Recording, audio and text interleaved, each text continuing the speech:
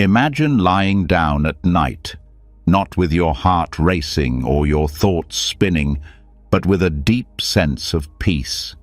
Imagine closing your eyes and feeling like, finally, you can let go of the pressure, of the fears, of everything you couldn't control during the day.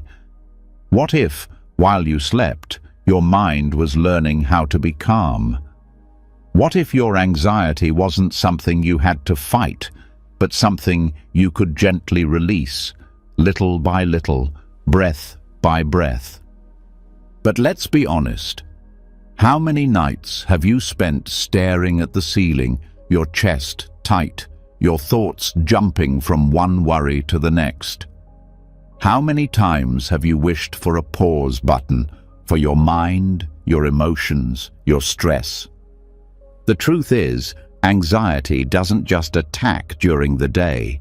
It follows us into the night. It whispers when the world is quiet. It steals our rest. But tonight, that can change.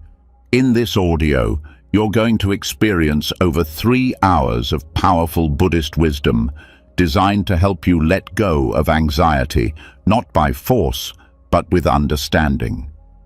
These aren't just calming words. They are teachings that have helped millions find freedom, not just in their minds, but in their lives. And here's the best part. You don't need to do anything. Just listen. Let the words wash over you. Let the ancient teachings slowly rewire how you see your thoughts, your fear, and even yourself. So before we begin, make a simple promise to yourself. Say it silently, or if you can, write it in the comments. Tonight, I choose peace. I choose to heal. I am ready to let go.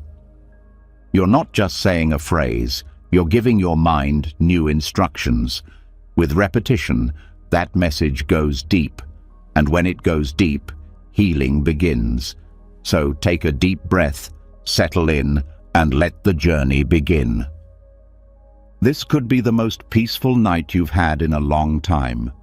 Some nights, the weight in your chest doesn't feel like fear. It feels like confusion, like your own thoughts have turned against you and you don't know which one to follow. Some thoughts feel urgent, some feel true, some are just noise, but they all pull you in different directions. It becomes exhausting, not because of what's happening in your life, but because of how your mind keeps reacting to everything, even when you wish it could just stop. And maybe you've tried to distract yourself. Maybe you've repeated mantras or watched videos or counted your breath. But the tension doesn't leave, because deep down, you don't just want relief. You want freedom.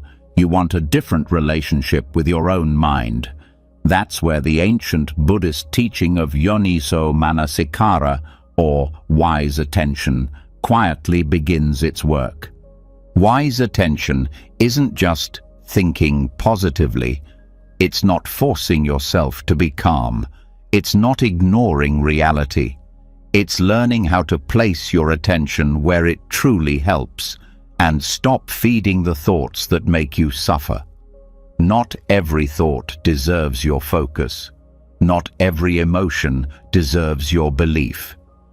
And once you understand how attention shapes your entire mental world, anxiety begins to lose its grip. The Buddha didn't just say, "Don't worry." He taught people to look clearly. And when anxiety arises, wise attention gives you a choice, not between good and bad, but between reactivity and clarity. Let's explore how. The first thing to understand is this. Your attention is not neutral.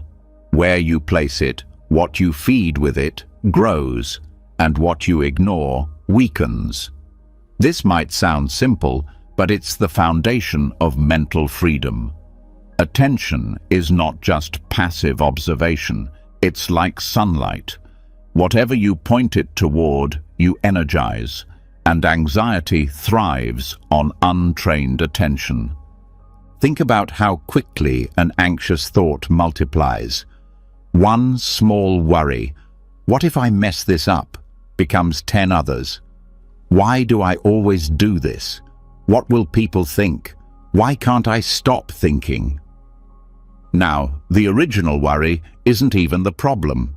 It's the spiral you've fallen into. That spiral begins with unwise attention, attention without awareness, attention that clings instead of questions. Wise attention is different. It notices the thought, but doesn't chase it. It observes the feeling without collapsing into it. It's not cold or distant. It's curious. Curious about how the mind moves, how sensations shift, how stories form. And when curiosity replaces judgment, fear starts to soften. In Buddhist psychology, Yoniso manasikara is not optional. It is essential. Without it, the mind keeps falling into its old patterns: rumination, avoidance, self-blame.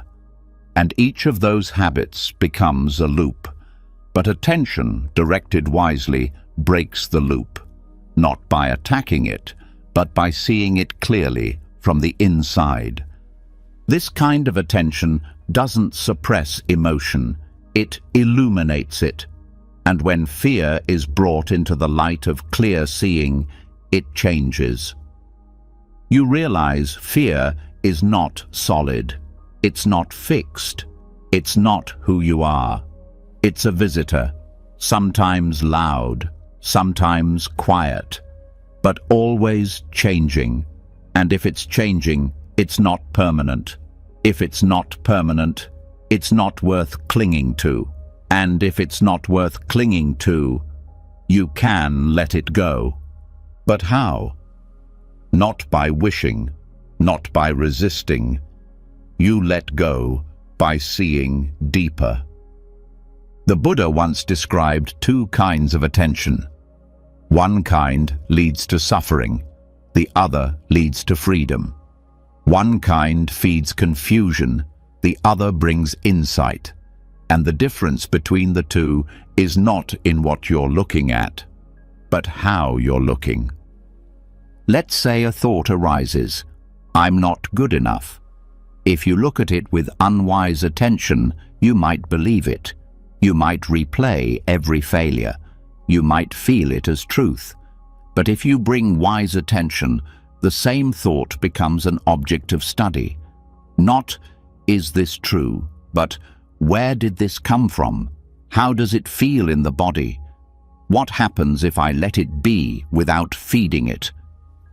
That shift is powerful.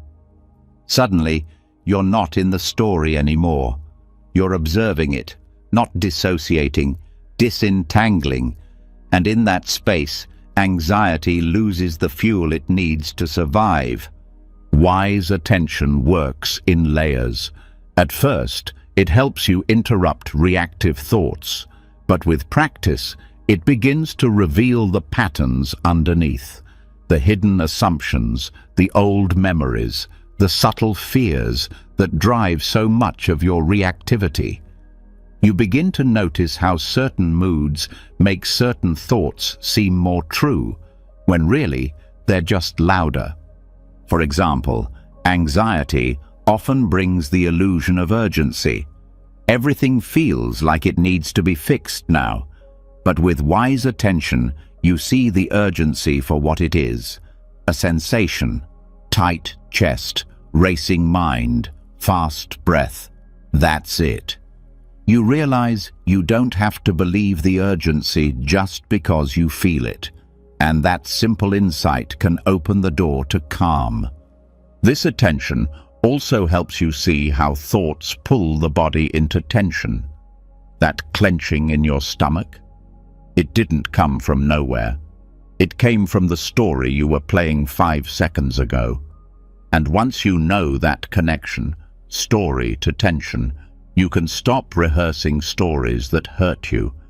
You can choose to place your attention on something steady, something neutral, even something beautiful. That's not avoidance. That's wisdom.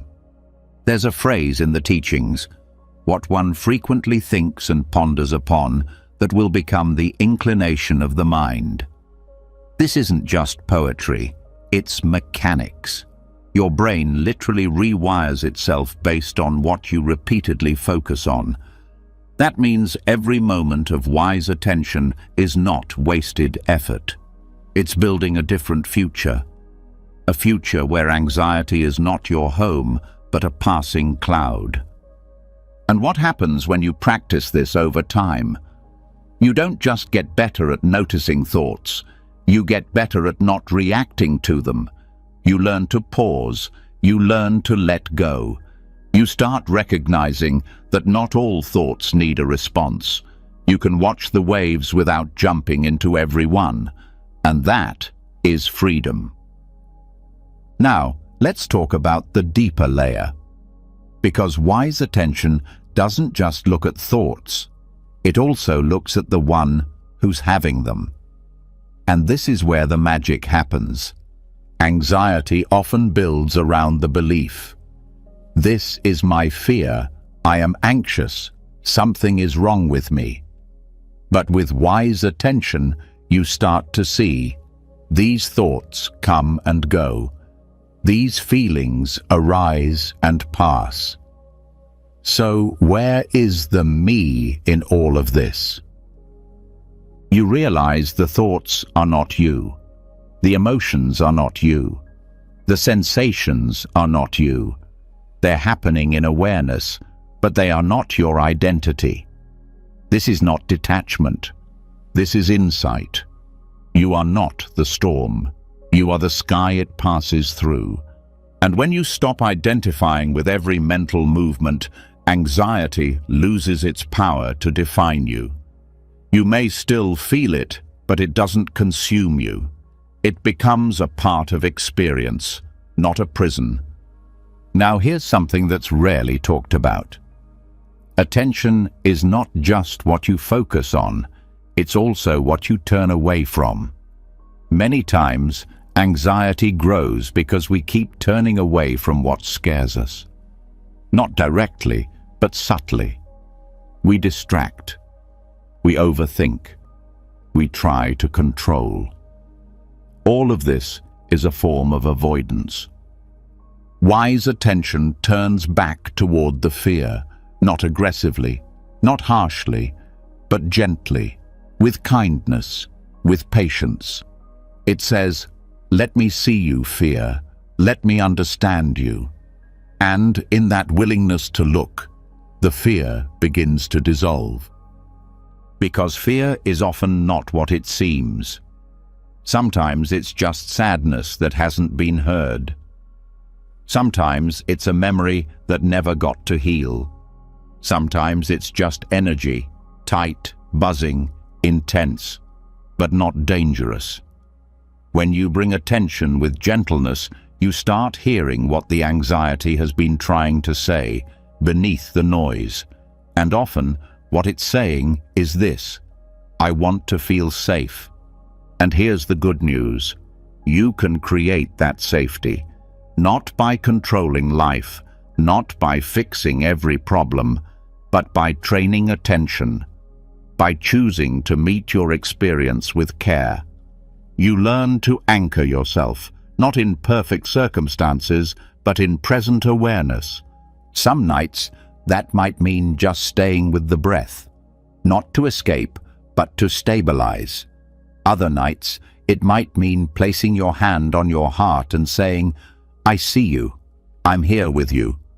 That is wise attention too. It's not always about insight. Sometimes it's about kindness. Because wise attention is not cold analysis. It's loving clarity. It sees through illusion without rejecting the one who's caught in it. And that kind of seeing, it heals, quietly, slowly, but deeply. So tonight, as your mind starts to settle, let yourself trust that the way you look matters, that how you relate to your inner world changes what grows there. Let go of the fight. Let go of the story and return to this moment. Not to fix it, but to see it. Not to chase peace, but to rest in awareness. Because right now, in this quiet space, you're not broken, you're not lost. You're learning to see differently. And sometimes, that's all it takes to begin again. And yet, even when we begin to see clearly, even when we learn to place our attention wisely and soften the grip of anxious thinking, something deeper can still stir quietly beneath the surface. A doubt, a weight, a question that keeps returning in new forms. Why is this happening to me? What did I do wrong? Am I being punished for something? This layer of anxiety isn't about the present moment. It's about meaning. It's about cause and effect. And when that understanding is twisted or misunderstood, suffering grows quietly in the shadows. Many people carry a hidden belief that every painful experience in their life is the result of some mistake they made, perhaps in this life, perhaps in some past one. They may not say it aloud, but it shows in how they treat themselves, in the shame they carry, in the guilt they hide, in the sense that life is some kind of moral scoreboard. This misunderstanding of karma or karma is not only common, it's harmful, because when we don't understand the truth of cause and effect properly, it doesn't just confuse us. It turns our own suffering into a story of personal failure. Karma in the Buddhist teaching is often misunderstood as some kind of divine punishment or cosmic reward system. But that is not what the Buddha taught. Karma is not fate. Karma is not judgment. It is cause and effect. It is action and result. Nothing more, nothing less. But that's what makes it powerful and gentle at the same time. When you act with intention, you plant a seed. That seed may grow quickly or slowly, or not at all if conditions don't support it. But it's not personal. It's natural. Just as planting a mango seed doesn't guarantee you'll eat mangoes next week. Actions take time to ripen, and many other conditions affect the result. So when pain arises, it doesn't mean you did something wrong. It simply means that causes and conditions have come together to create this moment. That's all.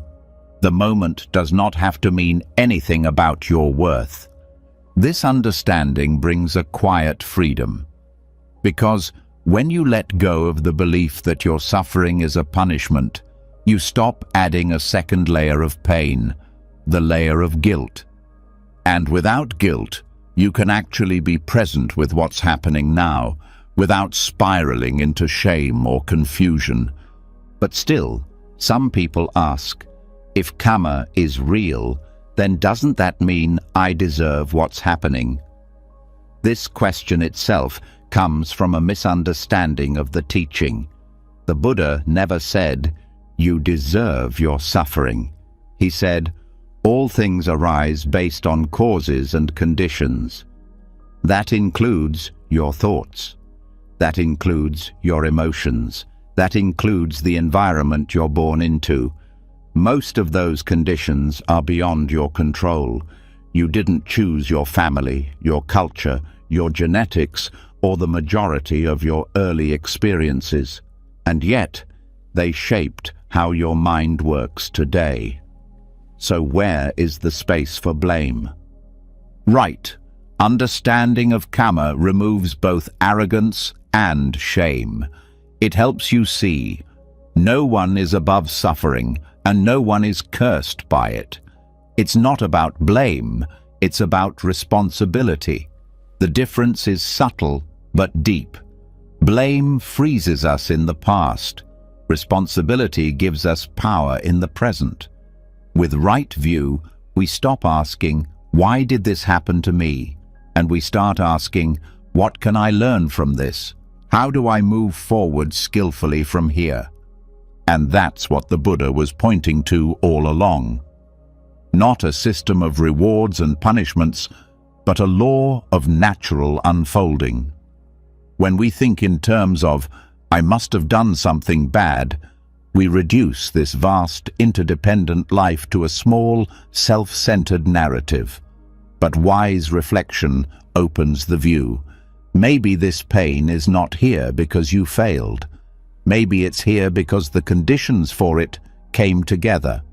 And now, your choice is how to meet it. This turns anxiety from something to fear into something to understand. Instead of spinning in thoughts like, will this keep happening? Or, is the universe against me? You come back to simplicity. This moment is the fruit of past causes. My response now is planting the seeds for the next.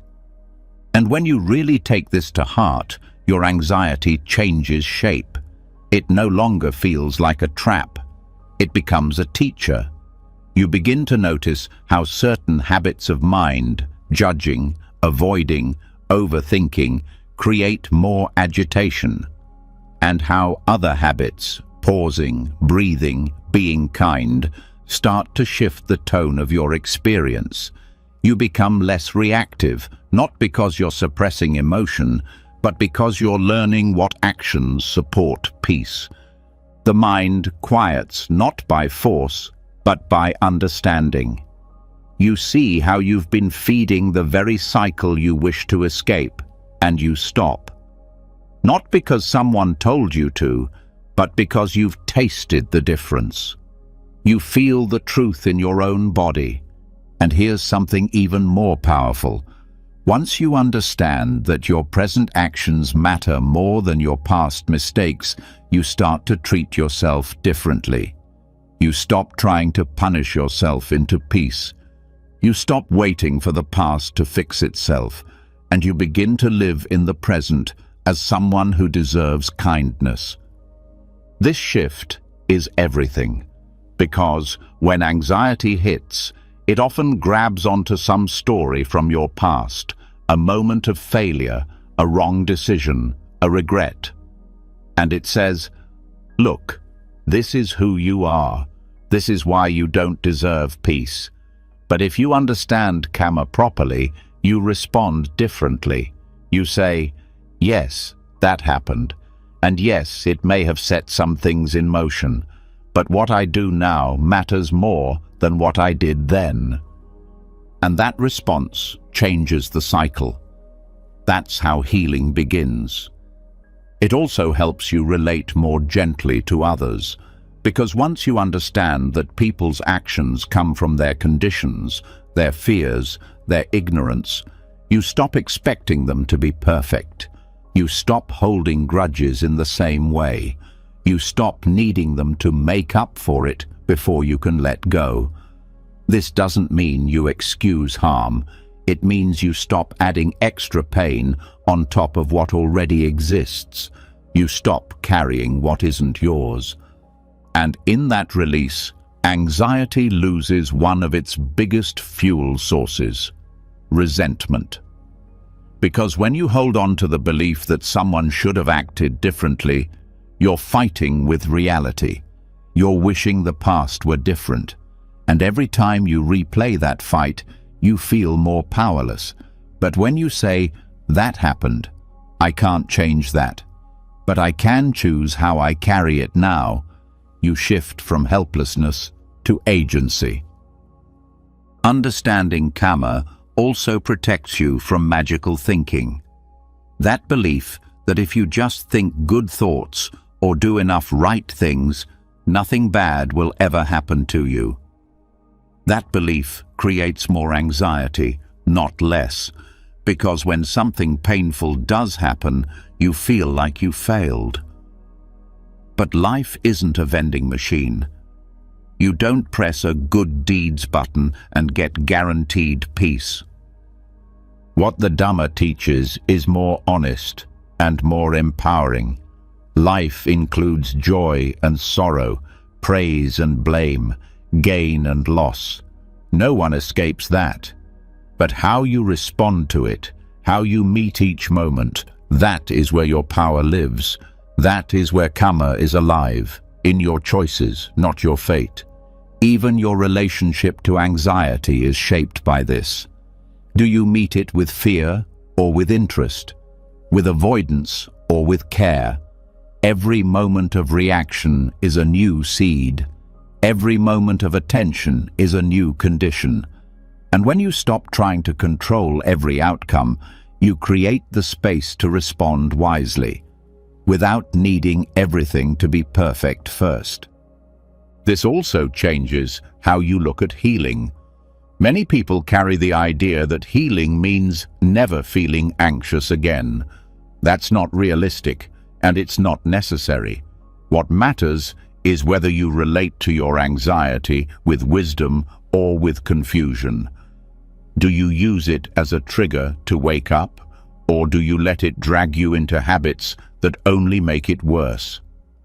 With right understanding of karma, even anxiety becomes part of the path. Not something that blocks your progress, but something that reveals where your attention is still caught, where your heart still wants care. The anxiety becomes a signal, not a sentence, and that shift makes all the difference.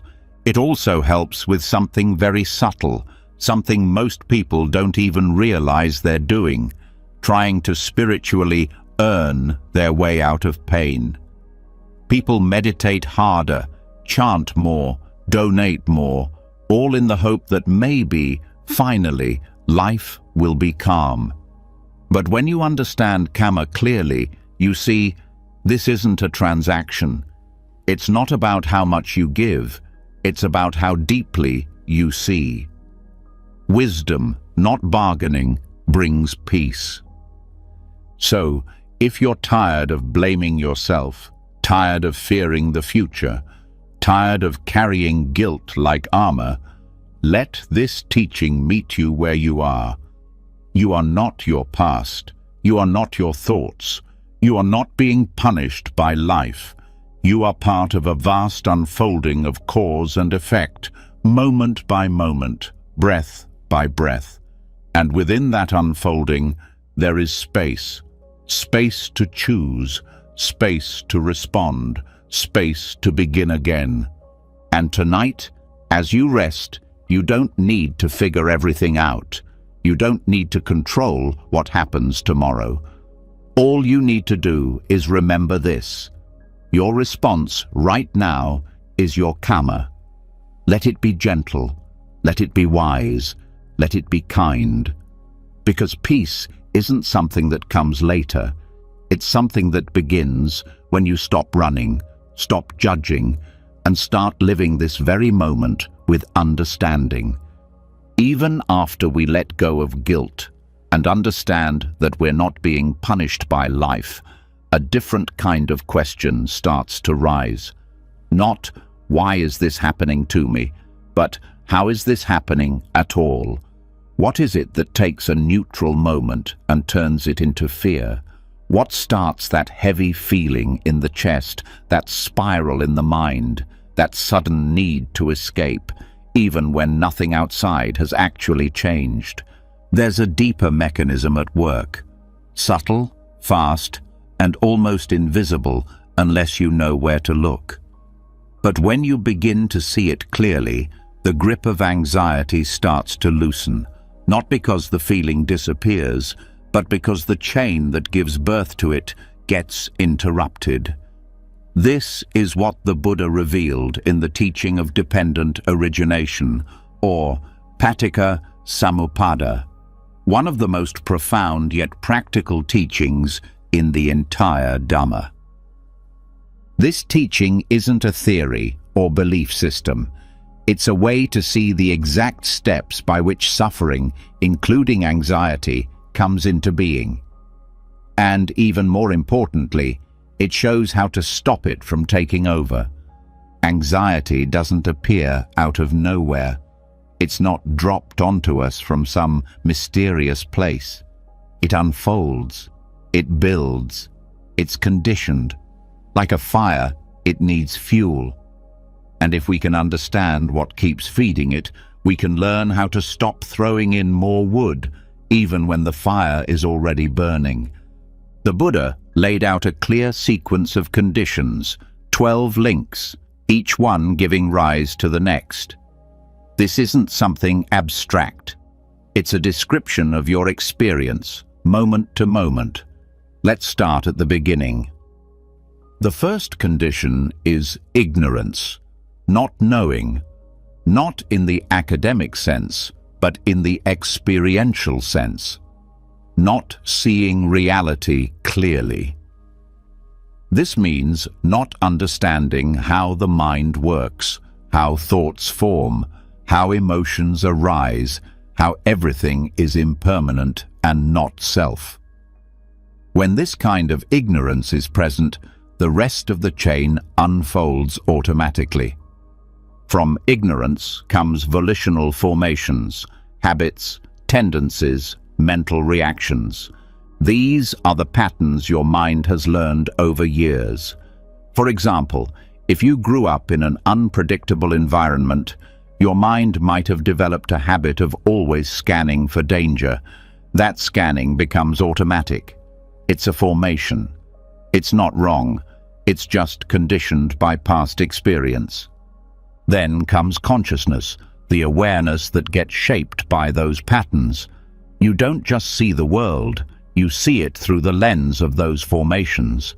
That's why two people can be in the same situation, but only one feels anxious. It's not the situation. It's how consciousness is formed. Next, this consciousness meets name and form, the mental and physical experience, body and mind, thoughts and sensations. You begin to feel that rising tension in your stomach, that unease in your chest, those background thoughts starting to stir. Then comes the 6 sense bases: sight, sound, smell, taste, touch, and mind. Yes, the mind is considered a sense in Buddhism. It receives thoughts the way the eyes receive light.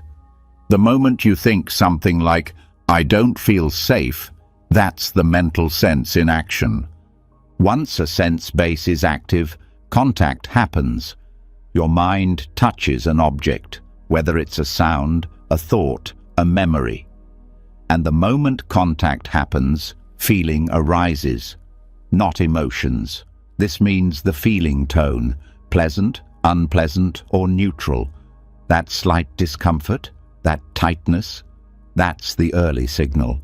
It hasn't become anxiety yet, but it's moving in that direction. And now comes the turning point: craving. If the feeling is unpleasant, the mind wants it to go away. If it's pleasant, the mind wants it to stay. This is the root of the chain, the wanting. Wanting something to be different from how it is. In anxiety, this usually shows up as, "I need to fix this now," or "I can't feel this," or "something is wrong." That grasping response adds fuel. Next comes clinging, holding on tightly, not just craving relief, but becoming mentally stuck, obsessing, repeating the story, believing the thoughts. This is where anxiety stops being a wave and starts becoming a storm. The mind attaches. It no longer watches the feeling. It becomes the feeling. From clinging, becoming arises. You start becoming a version of yourself that is anxious. Not just, "I feel fear," but "I am afraid. I am not okay." The identity locks in. This is where the self begins to feel fragile, unsafe, threatened. And that leads to birth. Not literal birth, but the birth of the full anxious state. Now, it's no longer a small wave in the mind. It's a full emotional reaction. The heart is pounding. The thoughts are racing. The body is bracing. A whole inner world has been created, and it feels real. But even that isn't the end. From birth comes aging and death, which means decline, fear of loss, fear of things falling apart. You feel the dread that this moment will stay forever, or that it's a sign of something worse to come. That sense of doom, that's the final link in the chain of suffering.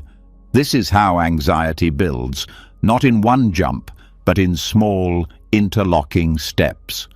And now comes the liberating truth. If you interrupt any part of the chain, the whole cycle begins to break down. You don't have to fight the entire thing. You just have to meet it with awareness at any one point, and that changes everything. For example, if you can recognize the feeling tone, just that the moment feels unpleasant, without immediately reacting to it, you stop craving from forming. And if craving doesn't arise, there's nothing to cling to. No identity is born, no spiral begins. Or maybe you catch the craving, but you don't follow it. You feel the urge to fix, to escape, to distract, but instead you pause, you breathe, you stay. That pause is wisdom. That pause is freedom. The power of this teaching is that it doesn't ask you to suppress anxiety. It invites you to understand it. And in understanding, there's space. Space to choose differently. Space to respond with wisdom instead of habit. This also reveals something very beautiful. Anxiety is not personal.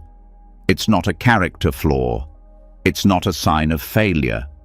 It's a process, a natural, conditioned unfolding. And processes can be unlearned, step by step. When you start to observe this chain in real time, you'll notice just how quickly it happens. A tiny discomfort can trigger a wave of mental construction. But the more you see it, the more you can step back and say, ah, there it is. Contact, feeling, craving, clinging. I see you. And that seeing itself is what begins to dissolve the power it has over you. Eventually, you start to intervene earlier in the chain. You notice the bodily sensations before they turn into thoughts. You notice the tone of a thought before you believe it. And you start to bring in new habits, curiosity instead of fear, patience instead of urgency, softness instead of control. And maybe most importantly, you begin to trust that your mind is trainable. You stop seeing yourself as broken and start seeing your inner world as something you can work with, shape, and care for. You develop confidence in your own capacity to respond wisely, not because you always feel calm, but because you've seen clearly what anxiety is made of.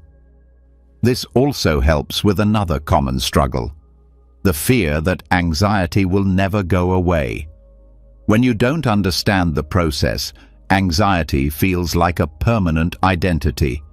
But when you see it as dependent origination, you realize this is just a chain, and every link in that chain is impermanent, changing, breakable. You stop asking, how do I get rid of anxiety forever?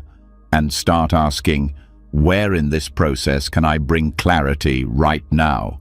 That's a question rooted in power, not fantasy. And the more you practice, the more your system starts to reorganize.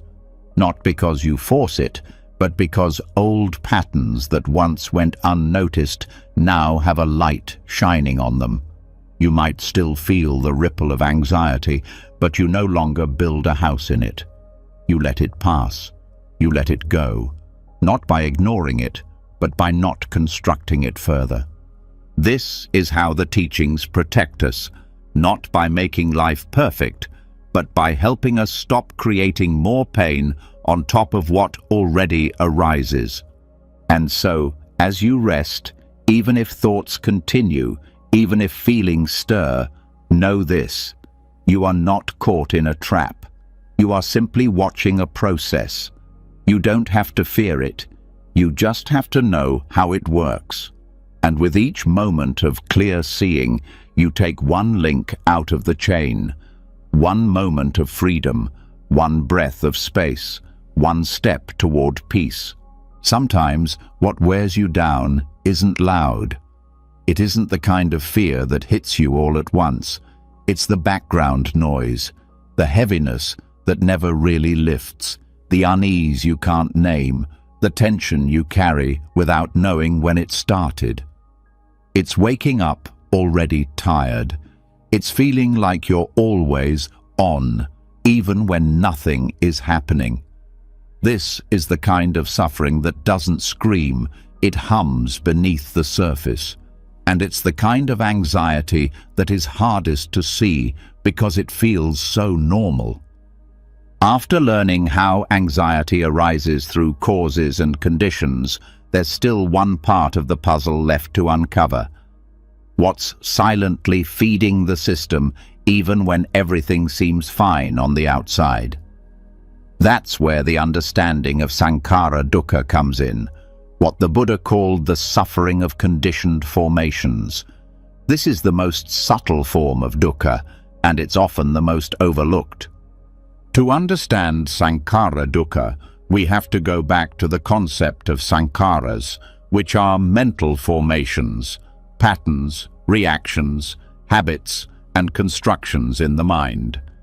They include thoughts, intentions, emotions, memories, beliefs. Some are obvious, like anger or fear. Others are invisible unless you know how to look. But whether loud or quiet, sankaras shape how we feel and how we perceive every moment of life. When we experience chronic anxiety that doesn't seem to have a cause, often what we're actually feeling is the effect of unexamined, layered mental formations. These formations are like background apps running in your mind, small on their own, but draining when they all pile up together. You don't notice them directly, you just feel their weight. Every time you assume something bad will happen, every time you brace for judgment, every time you subtly criticize yourself in the background of your thoughts, that's a Sankara in action. And because they've been repeated for so long, they begin to feel like part of your personality. But they're not you. They're just mental habits that formed under specific conditions and then kept running. This is where mindfulness begins to do its deeper work, not just noticing thoughts, but noticing how they're built. Not just seeing anxiety, but seeing the patterns that quietly give rise to it before the emotion even starts.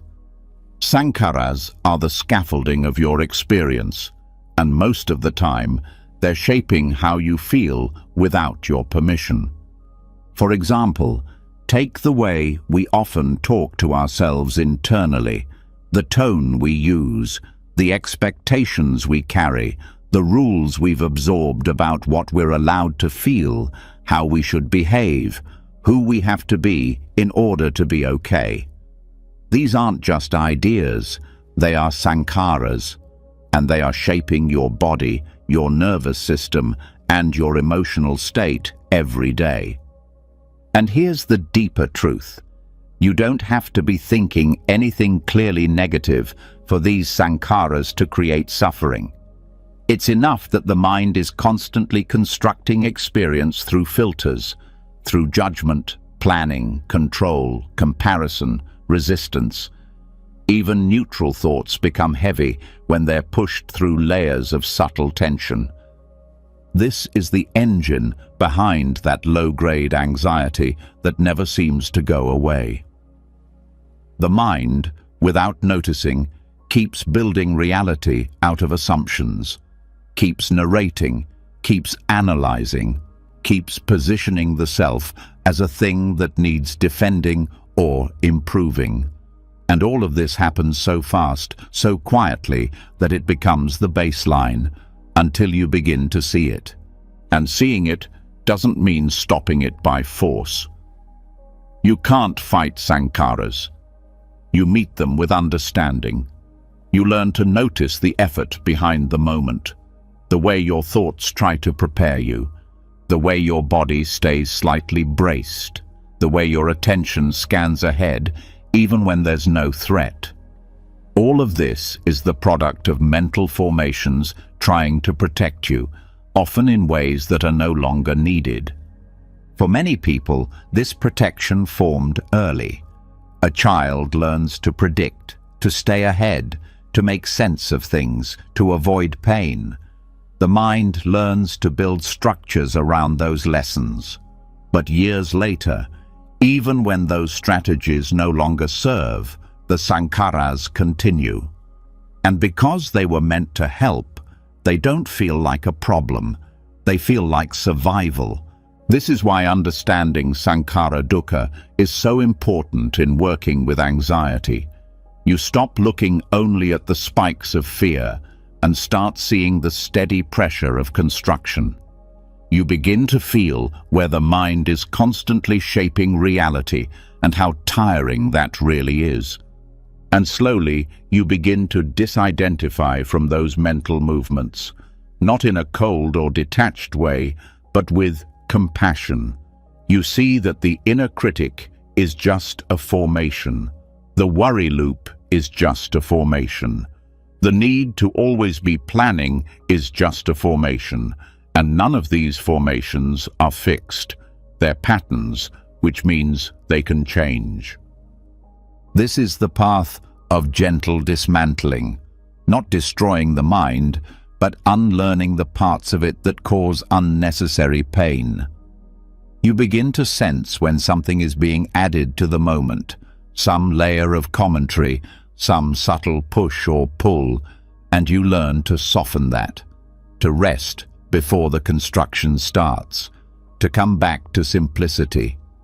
That simplicity is not emptiness, it's clarity. It's the relief of being with experience as it is before the mind starts shaping it into something else. And that's where peace lives, not in the absence of feeling, but in the absence of fabrication. Even physical tension can be tied to Sankara dukkha. Chronic tightness often reflects chronic internal shaping. The jaw clenches not just from stress, but from the effort to hold the self together in a certain way. The shoulders lift because the body is bracing against something the mind believes might happen. When you begin to relax the mental formations, the body starts to follow. But this is not an instant process. Sankaras don't disappear just because we see them. They're sticky because they've been practiced, they've been reinforced. So the practice is patience, staying with the unfolding, seeing again and again, this thought, this reaction, this identity I keep picking up. It's a pattern, not a truth. The Buddha used the image of a chariot to describe the self. The self is made up of parts: body, feeling, perception, formation, consciousness. But there is no unchanging thing in control, just a process, just movement. Sankara dukkha comes from treating that process as a solid identity, constantly trying to build and hold it up. When you stop building, even for a moment, something different is felt. Not emptiness in the scary sense, but spaciousness. An ease that comes from not needing to be anyone special, not needing to fix every moment, not needing to prove your worth through your thoughts. This is the heart of healing anxiety at the level of formation. You stop feeding the need to shape experience. You allow what is already here, and in doing so, you step out of the momentum of constant becoming. That doesn't mean you become passive. It means you become free. Free to act without pressure, free to rest without guilt, free to feel without resistance, because you're no longer measuring every moment against the mind's old blueprints. This practice leads to a kind of stillness, not frozen, but quiet. A stillness that doesn't come from control, but from releasing the need to control. The formations settle. The mind breathes. And in that breathing, you start to trust that you don't need to build peace. You need only stop constructing suffering. Even after you learn to see the patterns, even after you notice the thoughts, even after you loosen the grip of mental formations, something still holds on. Not the anxiety itself, but the one who is anxious. A quiet, persistent voice inside that says, "This is happening to me. I am the one who suffers. This is my fear, my failure, my story." It's not loud, but it's convincing. It creates a deep sense of personal weight. And it's that weight, more than any single thought or emotion, that keeps anxiety alive. This is where the Buddhist teaching of anatta, or non-self, becomes more than a philosophy. It becomes medicine. Because as long as we believe there is a solid, unchanging me who must hold everything together, we keep reinforcing the very stress we want to escape. We keep trying to protect an identity that doesn't actually exist the way we think it does. Non-self doesn't mean you don't exist. It doesn't deny your presence or your experience. What it questions is the idea of a fixed, permanent, independent self who is always in control. The Buddha taught that what we call self is really just a collection of processes: body, feeling, perception, mental formations, and consciousness. None of these are stable, none of them stay the same, and none of them are you in any solid way. But because we grow up being taught to see ourselves as singular and fixed, I am this kind of person, I'm not good at that, this is who I am, we cling to roles, labels, and stories. We build our identity out of them. And then, when life challenges those roles, when something threatens who we believe we are, we suffer, not just from the situation, but from the belief that I am being attacked. I am failing. I am not enough. Anxiety rooted in identity is often the hardest to ease because it feels deeply personal. If you think you're someone who must always be competent, any mistake feels like danger. If you believe you're someone who must always be kind, any moment of anger feels like shame. If your sense of self depends on being strong, then any fear must be denied or hidden. And this is how anxiety becomes fused with identity. You're not just anxious, you're afraid of what your anxiety says about who you are. But when you start to see that this self is a moving target, something shaped by thoughts, moods, history, and momentary conditions, you begin to soften. You don't have to defend a permanent identity. You don't have to live up to a fixed version of yourself. You don't have to believe that your current state defines your worth.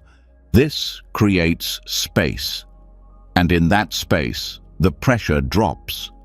Because now you can feel anxious without it becoming your identity. You can feel fear without it meaning you're weak. You can rest without proving you deserve it. There is nothing fixed to protect, only a flowing experience to meet with clarity. One of the most powerful effects of understanding non-self is the release of perfectionism.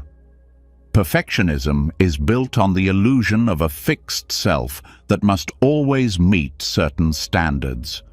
But if there is no fixed self, then there is no perfect version of you to maintain. There is only this moment, unfolding through causes and conditions, shaped by awareness or by habit. You don't need to perform, you just need to see clearly. Even emotions like shame and guilt start to loosen when viewed through the lens of anatta. Shame depends on the belief that I am bad. Guilt whispers, I should have done better. But when you see that your actions, your thoughts, even your mistakes are not owned by a solid self, but are simply the results of countless conditions, you can take responsibility without punishment. You can learn without collapse. You can feel without drowning. This doesn't make you careless, it makes you compassionate, because now you treat yourself the way you would treat any other changing process, with attention, with care, and without the need to hold a grudge against yourself. Anatta also helps dismantle social anxiety. Much of our fear in social situations comes from trying to protect a certain image. We want to be seen as competent, likable, intelligent, calm, and we're terrified of being exposed as anything less. But when the self is seen as fluid and conditioned, these fears lose their teeth. What is there to defend? If the self is not fixed, then social approval becomes a passing wave, not a definition. You can show up without needing to prove who you are. You can speak without rehearsing every word. You can connect without shaping every moment. And that brings a quiet confidence, not the confidence of ego, but the confidence of no longer needing to be a solid somebody. Understanding anatta also helps with the fear of change. When we think there's a me that must stay in control, every shift in life feels threatening. Change means loss. Uncertainty means risk. But when the self is seen as part of the change itself, as something also moving, flexible, and empty of solidity, then change is no longer a threat to identity. It's just part of the process. You're not being undone, you're unfolding. Even the fear of death is softened by this understanding. What dies when there is no fixed self? The body returns to elements. The mind ceases activity, but the story of me ends only because it was never a fixed thing to begin with. This doesn't erase grief or sadness, but it releases the fear that your value depends on continuation. In daily life, practicing with anatta means watching how often you say I or mine in your mind. I can't handle this. My anxiety. This always happens to me. You start to catch the moment when ownership creeps in, and you question it, not to erase your experience, but to soften the grip. You shift from my suffering to suffering is present, from I am overwhelmed to overwhelm is arising. That shift may seem small, but it's a doorway to freedom, because the moment you stop personalizing pain, you stop multiplying it. You meet it as it is, without adding the burden of identity, and that changes the entire flavor of experience. Meditation on non-self can be deeply transformative when done gently. It's not about convincing yourself you don't exist. It's about turning your attention toward the processes that make up your experience and noticing how none of them can be held as me or mine in any stable way. Thoughts come and go, emotions shift, sensations change, perceptions vary. Even the sense of being a witness is a condition, subtle but not permanent. This seeing doesn't make you disappear. It makes you free. Because now you're not trapped in the stories the mind tells about you. You're not trapped in your worst moment or your proudest one. You're not reduced to your history, your diagnosis, or your self-image. You're something simpler, more open, and far less burdened. When anxiety comes again, and it will, it doesn't have to mean you've failed. It doesn't have to mean anything about you at all. It's just a wave, a formation, a passing moment in a mind that is capable of clear seeing. You don't have to fix it. You don't have to fight it. You can simply remember, this, too, is not self. And when you live from that place, you begin to walk through the world more lightly. You're no longer building an identity with every choice. You're no longer collapsing every mistake into a crisis of self-worth. You're no longer living inside a cage built out of stories. You're just here, breathing, responding, being. Not as a fixed someone, but as awareness meeting the moment. And in that awareness, anxiety loses the solid ground it needs to grow. This is not a quick fix. It's a quiet unfolding. But each time you loosen the grip of identity, something shifts. A little more space, a little more calm, a little more freedom to just be without needing to be someone. Once you stop holding on to the fixed idea of who you think you are, a new kind of space opens up. But in that space, another question appears quietly. If there's no permanent self here, then what is here? What is this experience we keep calling me, and why does it feel so real, especially when fear takes over? To answer that, the Buddha didn't point to an abstract theory. He offered a clear, practical way of seeing through the illusion, not by rejecting life, but by understanding it through the lens of what are known as the 5 aggregates. This teaching is not about philosophy.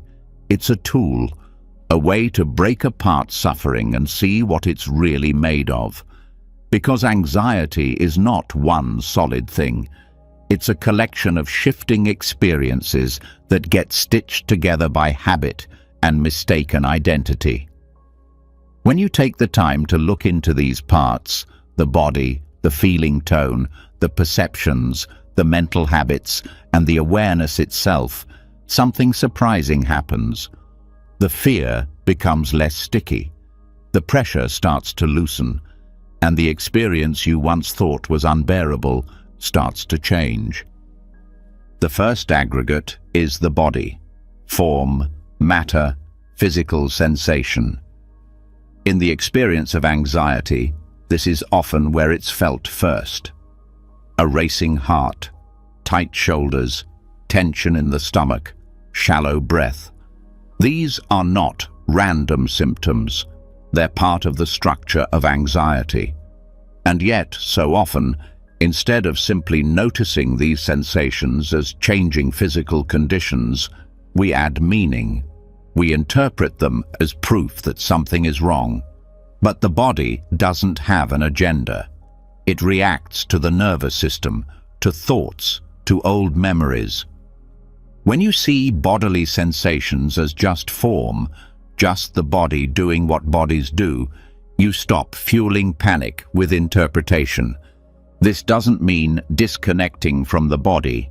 It means relating to it differently, letting it speak in its own language without translating every feeling into a fear.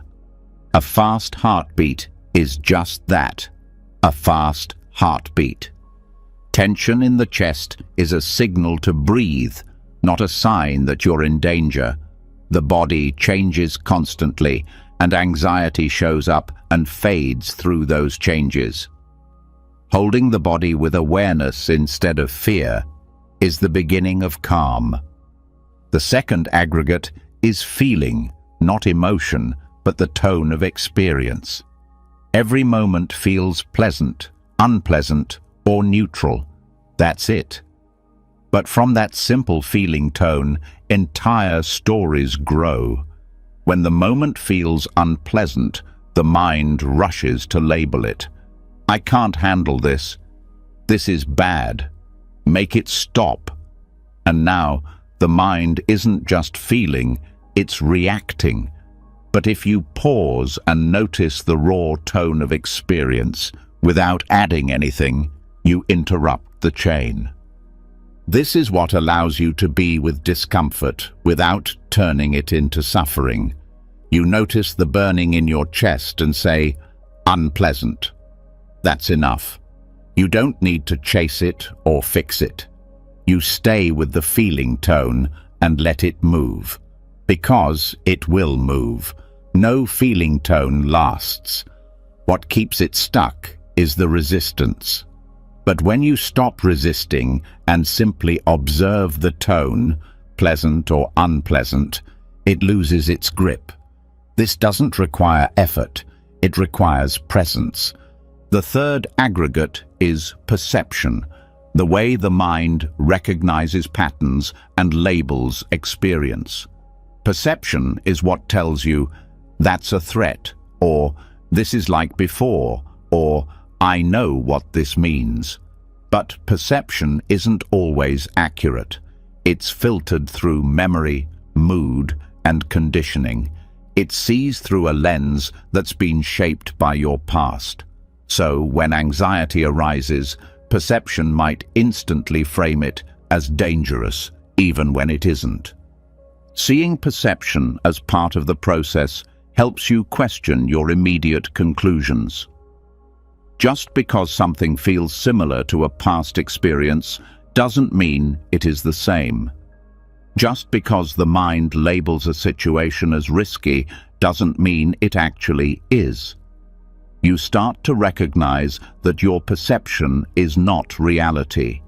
It's one interpretation, shaped by habit. And in that recognition, you start to loosen your loyalty to the anxious storyline. This is a powerful shift, because it means you don't have to believe everything your mind tells you. You can step back and say, this is just perception. Not to dismiss it, but to see it as a constructed layer, not a truth. You stop treating every judgment as fact, and slowly the mind becomes more flexible, more open, less reactive. The fourth aggregate is mental formations, intentions, habits, emotions, moods, reactions. These are not random. They are shaped by how you've lived, what you've experienced, and how you've responded in the past. In anxiety, this often shows up as overthinking, rehearsing worst-case scenarios, trying to control everything. These formations are active forces in the mind, and they're often trying to help, but they usually help in ways that create more stress. When you start to see these mental formations for what they are, patterns, not commands, you create distance. You notice a wave of panic rise and say, this is a formation. You notice the need to predict every outcome and label it, not with shame, but with clarity. This is just a pattern, a deeply practiced one maybe, but not personal, not permanent. And that allows you to stop reacting automatically. You recognize that just because a thought comes up doesn't mean it needs to be followed. Just because a plan forms doesn't mean it must be carried out. You start to choose your response, not be ruled by it. The mind becomes less chaotic because you stop fueling its momentum. The fifth aggregate is consciousness, the bare knowing, the awareness of what's happening. This might seem like the most neutral part, but it's also where subtle clinging can arise. We often hold on to awareness itself as a kind of hidden identity. I am the one who sees this. But even that sense of observer can be deconstructed. It's not you, it's just the knowing function. It's happening on its own, not controlled by a self. When you stop identifying with consciousness as something you own, you allow experience to flow more freely. You don't need to grasp at awareness or turn it into a position. You simply allow it to reflect what's arising, like a mirror. This is the deepest kind of letting go. You rest in knowing, without adding the burden of a knower. Working with the aggregates this way doesn't mean rejecting any part of yourself. It means understanding the parts so well that they no longer hold you captive. You see what's really happening in anxiety: a tightening around sensation, a reaction to unpleasantness, a misreading of perception, a clinging to mental habits, a mistaken view of awareness as self. When these pieces are seen clearly, the fear starts to dissolve. Not all at once, but steadily. You're not getting rid of anxiety. You're breaking the illusion that it defines you. You're seeing that what you called my fear is really just a combination of form, feeling, perception, formation, and consciousness. A temporary assembly, nothing solid, nothing fixed, nothing that needs to be controlled. This is not denial, it's deeper honesty. You're not bypassing the experience, you're getting underneath it. And what you find there is not emptiness in the painful sense, but emptiness in the liberating sense. There's nothing to hold on to, and that's where the holding starts to stop. Through the lens of the aggregates, experience becomes less overwhelming. You can feel what's here without drowning in it. You can breathe through tension without becoming the tension. You can watch thoughts move without chasing or fearing them. Each part is just that, a part, no longer mistaken for the whole. This is how the mind begins to quiet, not through suppression, not through distraction, but through understanding, deep, direct, moment-by-moment seeing. And as you stay with this way of looking, the ground under your anxiety starts to shift. You're no longer trying to fix every thought. You're no longer trying to escape every emotion. You're no longer carrying the burden of being someone who must always feel okay. You're just watching the pieces rise and fall, with kindness, with steadiness, with no need to hold. And as that watching becomes more stable, a new clarity emerges, one that sees not only the aggregates, but also the way we relate to them. The beliefs we add, the ideals we hold, the rules we follow about who we should be. This is where the inner judge lives, and now we turn to that voice, the one that tries to keep us in line but ends up keeping us afraid. It's time to meet it with understanding, not to silence it, but to free ourselves from its grip. Once the aggregates are seen clearly, once you begin to understand the building blocks of experience and stop clinging to them, there's a natural lightness that arises. But for many, that lightness doesn't last, because even when you know the fear is not who you are, even when you know thoughts are just patterns, something else rises quietly to take their place. A whisper in the back of the mind, a voice that says, "You should have known better. You should be past this by now. You're not doing enough." This is the inner judge, and it is one of the most persistent causes of anxiety. It doesn't scream like fear. It doesn't flood like panic. It criticizes. It doubts. It holds up impossible standards and then punishes you for not meeting them. This voice often sounds like morality. It sounds like conscience. It sounds like self-improvement. But it's rooted in distortion. And unless it's understood, it will keep turning every spiritual insight into a new reason to feel inadequate. To work with this, you have to begin by seeing where the voice came from. No one is born with shame. Shame is taught, sometimes by family, sometimes by religion, sometimes by culture. It enters when you are young, when you don't yet know how to filter what's true, and so you absorb the idea that being loved means being good, and being good means following rules perfectly. And over time, being human starts to feel like a failure. Anxiety feeds on this kind of thinking. It attaches to your sense of right and wrong. It tells you that every mistake is proof of your unworthiness, that if you're not constantly doing the right thing, thinking the right way, being the right kind of person, you're failing. The pressure never ends, and eventually you stop trying to be free. You start trying to be perfect. This is where Buddhist ethics offers a different path. Morality in the Dhamma is not about obeying rules out of fear. It's about living in a way that supports inner peace. Right view on morality starts with compassion, not control. It's not about proving your worth. It's about creating conditions that lead to clarity and calm. That means your mistakes are not sins. They are causes with effects. If you speak harshly, it creates tension. If you act dishonestly, it creates confusion. But this is not punishment. It's simply the way things unfold.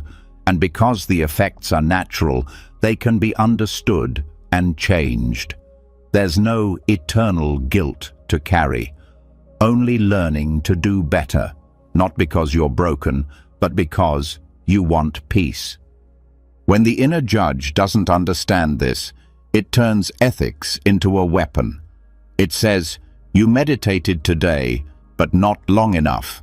You were kind, but not perfectly patient. You slipped into worry again. How could you?" And now, what was meant to be a path of freedom becomes a tool of pressure. The judge often confuses discipline with self-rejection. But the Buddha taught that discipline arises naturally when you see clearly. You don't have to force yourself to behave. You want to live in a way that brings peace, and if you forget, you begin again. That's enough. The inner judge resists this softness because it believes harshness is necessary for growth. But the Dhamma shows again and again, clarity, not cruelty, leads to change. Guilt and shame are two of the most common tools the inner judge uses. Guilt says, "I did something bad." Shame says, "I am bad." Both are heavy. But guilt can sometimes be useful if it's brief and if it leads to wise action.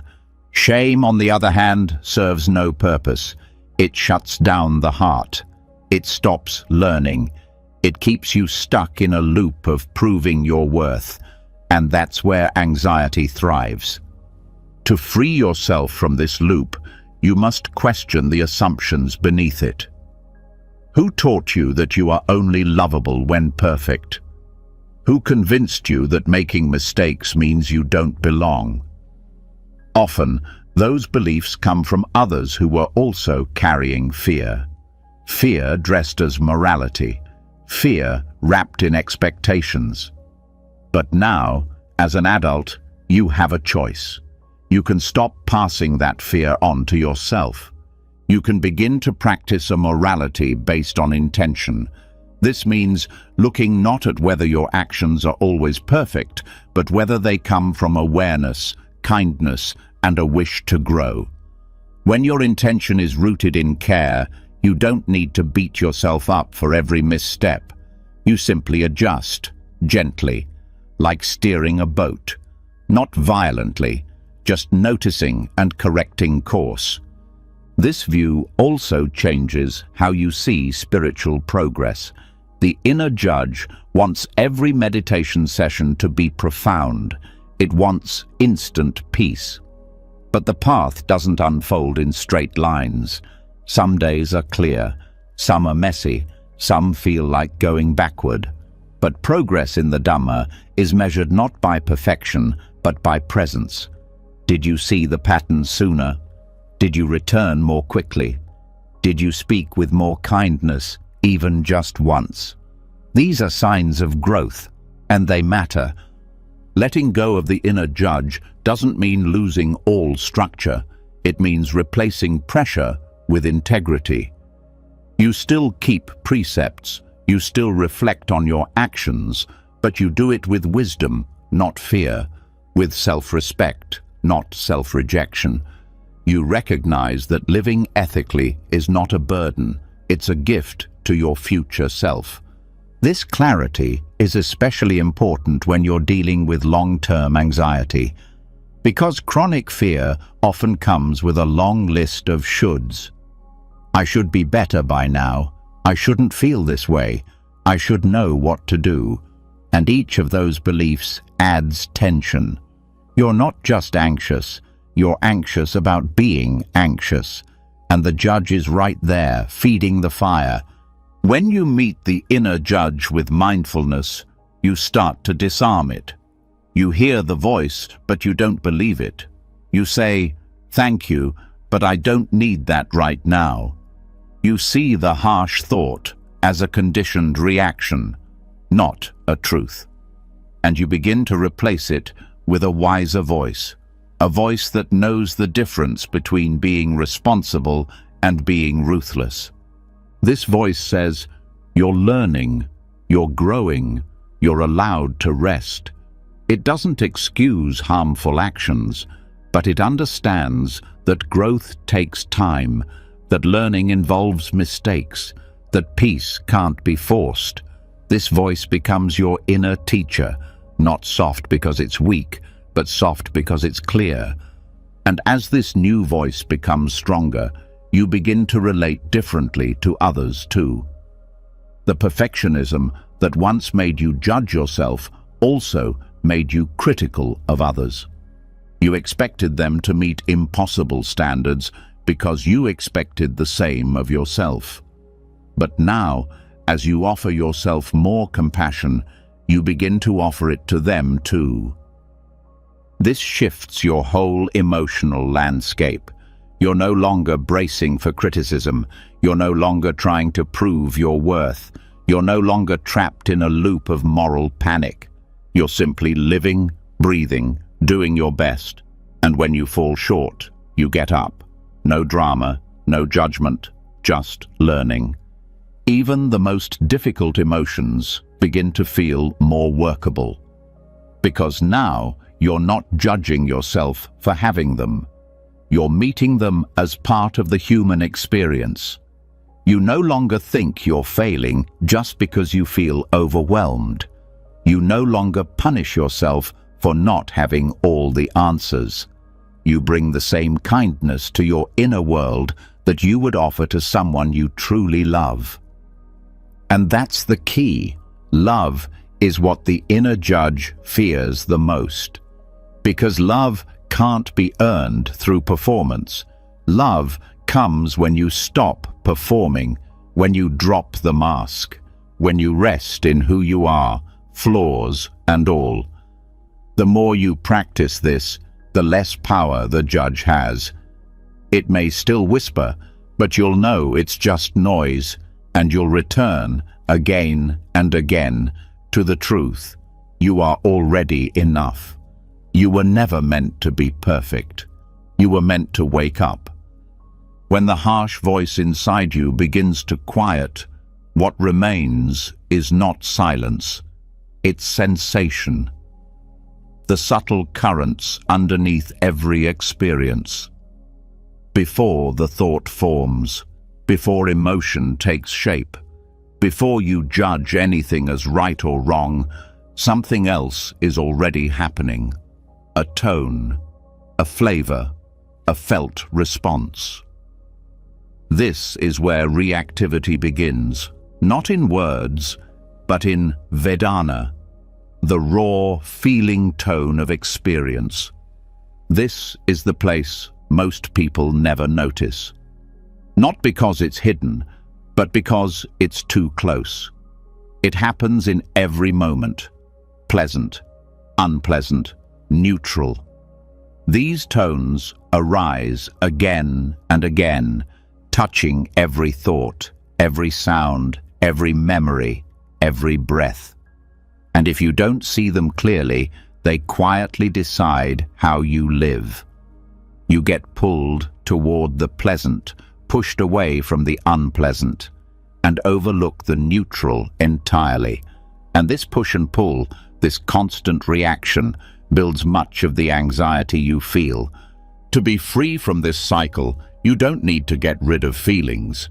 You need to relate to them differently. You need to train your awareness to meet them without clinging or resisting. That's what mindfulness of Vedana teaches you. And once you understand how to watch this layer of experience without being pushed around by it, your relationship to fear, sadness, craving, and confusion begins to transform. Feeling tone is not emotion. It's much simpler than that. It's the initial impression. Does this moment feel good, bad, or neutral?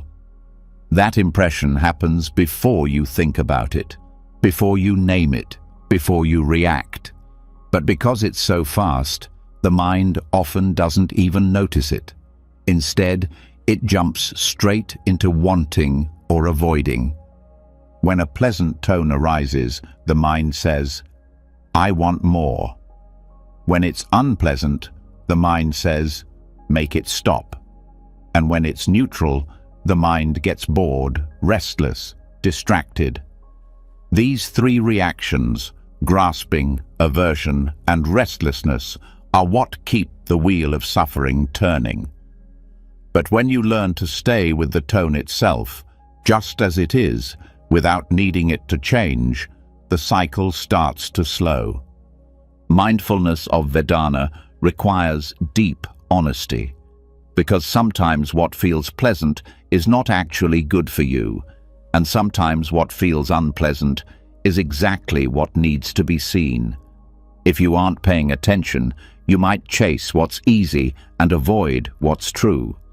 You might eat to avoid sadness, scroll to escape restlessness, stay busy to avoid discomfort. But these habits keep anxiety alive. They cover the symptom, but never reach the cause. To truly practice with Vedana, you have to become curious. When discomfort arises, can you feel it without flinching? When pleasure arises, can you notice the pull without grabbing it? When nothing much is happening, can you stay present without looking for something to fix? This is the heart of emotional balance, not through control, but through observation. You're not shutting down feeling. You're watching the waves rise and fall without jumping on each one. And over time, you start to see how much energy you've spent trying to manage experience instead of meeting it. The more clearly you see Vedana, the less trapped you feel. You realize that pain is not the enemy. It's the reactivity that hurts. The ache in your chest is unpleasant, but the thought, "This means something is wrong," is what creates panic. The boredom you feel while sitting still is neutral, but the thought, "This is pointless," is what creates restlessness. By staying with the tone without adding the story, you short-circuit the suffering. One of the most valuable things this practice teaches is that unpleasant does not mean unsafe. So often, we treat discomfort like danger. But most of what arises in daily life is simply a passing sensation that feels tight or hot or heavy. It's not a threat, it's a message. And when you stop trying to shut it down, you can hear what it's saying. The same is true for pleasant tones. They're not wrong. Joy, connection, warmth, these are beautiful. But when you cling to them, when you try to stretch them out or make them last, that grasping creates a new tension. You go from feeling happiness to fearing its loss. You go from contentment to craving. The problem isn't the pleasure, it's the attachment. Mindfulness of Vedana allows you to enjoy pleasure without holding on, to feel pain without pushing it away, to meet the neutral with appreciation instead of indifference. This doesn't make you numb, it makes you awake, because now you're no longer reacting to every stimulus, you're responding with wisdom. This practice also helps you see the deeper habits that drive anxiety. For example, you may notice that the moment you feel an unpleasant tone, your shoulders tighten, your breath shortens. The mind begins to prepare for a problem. But if you catch that first tone, you can interrupt the chain. You can say to yourself, this is just unpleasant. Not a crisis, not a failure, just sensation. And when you see that clearly, you don't need to defend or escape. This is especially powerful in relationships. You hear a certain tone in someone's voice, unpleasant. Instantly the mind moves. They're upset. I did something wrong. I need to explain. But if you can pause and feel the tone before the story starts, you have a choice. You can listen without reacting. You can respond instead of defend. You can stay connected even when emotions rise. In this way, Vedana practice creates space between stimulus and reaction. That space is where freedom lives. You don't become passive, you become precise. You act from clarity, not compulsion. You speak from presence, not panic. And that presence is what transforms anxiety, not by removing intensity, but by shifting how you meet it. This practice is also deeply helpful for trauma healing, because trauma often leaves a nervous system that reacts quickly to any unpleasant tone. A sound, a look, a memory can feel unbearable even when there's no danger.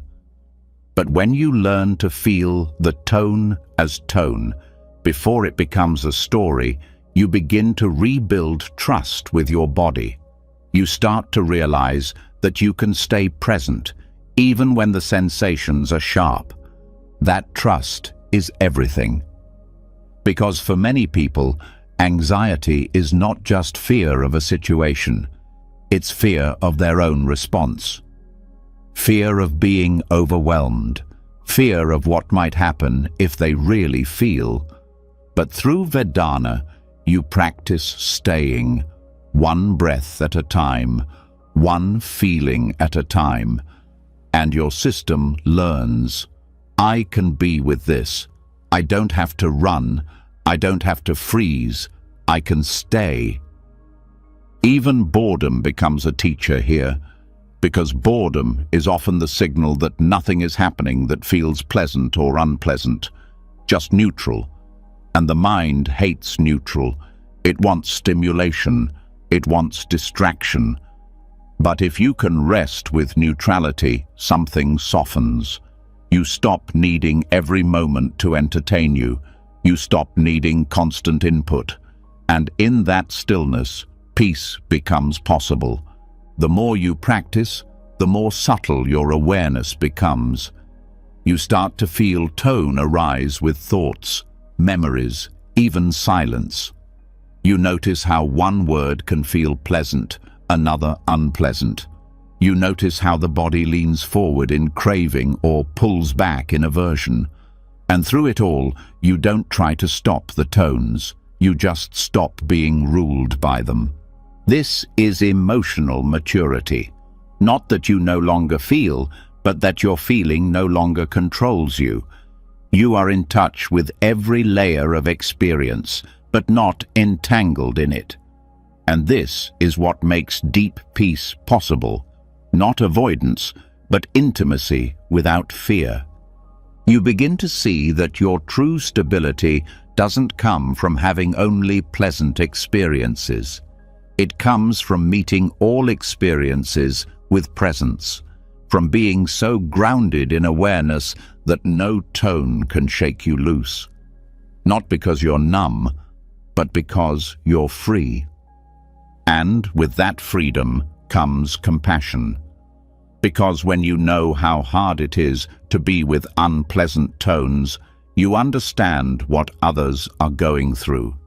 You become more patient, less reactive, more willing to hold space, not just for yourself, but for those around you.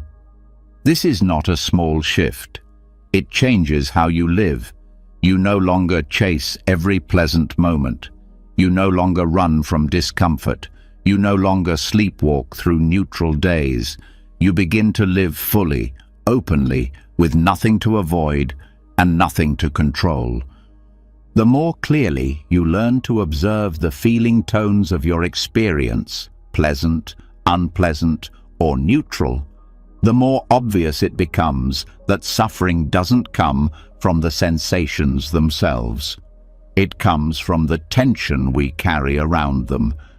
That tension doesn't always come from belief or memory.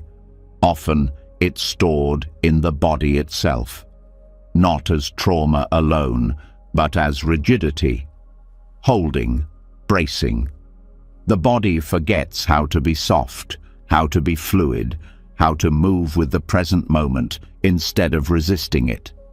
And without realizing it, we begin to live as if we are locked in place, not physically, but psychologically. This is where dhatu contemplation, or meditation on the elements, begins its quiet and powerful work. There's something grounding about returning to what is most basic. Before there were names for emotions or thoughts or identities, there was simply form, the body, the breath, the felt sense of being alive. When you contemplate the elements, you are not escaping into abstract philosophy. You are returning to the most direct physical experience of life. Earth, water, fire, air, space. These are not symbolic. They are qualities you can feel. And when you train the mind to recognize them clearly, what seemed solid and overwhelming begins to feel workable. Anxiety loses its edge, not because it disappears, but because it is seen as movement, not as a personal failure. Start with the earth element. This is the sensation of structure, density, heaviness. When you feel weighed down by emotion, when your chest feels like it's caving in, or your limbs feel heavy, this is not just a metaphor. It's earth element expressing itself through the body. You can place your awareness on the contact between your body and the ground, the pressure of your feet, the stability of your spine. Let your mind rest there without trying to change anything. You begin to sense a kind of quiet strength. Earth doesn't rush, it doesn't explain itself, it just supports. Let the mind borrow some of that stability. When fear begins to rise, return to what holds you, not your ideas, but the ground beneath you. Let that be enough. Then bring attention to the water element. This is the quality of cohesion, softness, fluidity. It expresses itself in the way your body holds moisture, in the flow of blood, in the tears you resist or release. Emotion often moves like water. It swells, spills, recedes. When anxiety rises as tightness in the chest or pressure behind the eyes, recognize water at work. You're not malfunctioning. You're feeling. And that's not a mistake. Let the sensation of fluidity guide you. You might visualize water moving through the body, not to control it, but to remind yourself that nothing stays frozen. Even grief, even fear flows if you stop gripping it. The fire element shows up in heat, energy, transformation. It can be warmth from within or sharp flashes of heat that often accompany panic or anger. Many people experience anxiety as burning, heat in the face, neck, or stomach. Fire is not aggression, though it can express itself that way when unbalanced. In its balanced form, fire is presence, alertness, passion. It helps digest food, ideas, emotions. When you recognize fire in your experience, don't try to put it out. Let it be felt. Let it rise and fall like a flame. Fire transforms without needing to be fixed. When you stop fearing heat, you stop fearing intensity. Air is the quality of motion, lightness, movement. It's found in the breath, but also in the buzzing feeling in the limbs or the shakiness in the hands. It's the flutter in the chest that doesn't stop. It's the fidgeting you can't explain. When anxiety takes the form of restlessness, air is active. But instead of seeing this as a problem, you can see it as the body's way of staying alert. Bring attention to the breath, not to control it, but to feel its rhythm. Long or short, smooth or jagged, the breath is always a mirror. When you observe it with care, it often begins to regulate itself. But even if it doesn't, your willingness to stay with it without panic teaches the body that movement is not danger. Then there is space. Space is not an object. It's the absence of obstruction. It's what allows all the other elements to be known. When you feel trapped in thought, closed in by fear, suffocated by experience, what's actually happening is a loss of space, not in your environment, but in your awareness. You forget there's room around the fear. You forget that between each breath, each sensation, there is openness. The practice of space is not visualizing an empty sky. It's recognizing the silence between words, the stillness between thoughts, the subtle wideness that holds everything you feel. When you rest in space, you stop needing to fix experience. You realize you don't have to push anything away. There's room for it all. Each element can be observed in stillness or in movement. You can sit quietly and scan the body, noting which element feels dominant. Or you can walk, clean, work, and notice. Where is earth now? What is water doing? Is fire present? How is air moving? Is there space to hold it? This reflection is not analytical. It's somatic. You are feeling, not thinking. And the more you practice, the more your experience of self begins to shift. What you used to call, "I am overwhelmed," becomes, "there is much air and fire." What once felt like, "I'm too sensitive," becomes, "water is active right now." You stop assigning moral meaning to physical reactions. You stop turning sensations into identities. This is what dissolves rigidity, not force, but recognition. You see that the body is not a solid object. It's a dynamic field of energies, constantly shifting, and so is the mind. This practice also creates a powerful doorway out of reactivity. When fear arises, instead of reacting to the story, you ask, what elements are present? You stay with the qualities. You notice the pressure, the warmth, the trembling, and slowly you train your system to trust that sensation is safe, that nothing needs to be denied or controlled. This deconstructs the sense of threat, not because you've removed the feeling, but because you've removed the fight against it. The elements also help you find balance.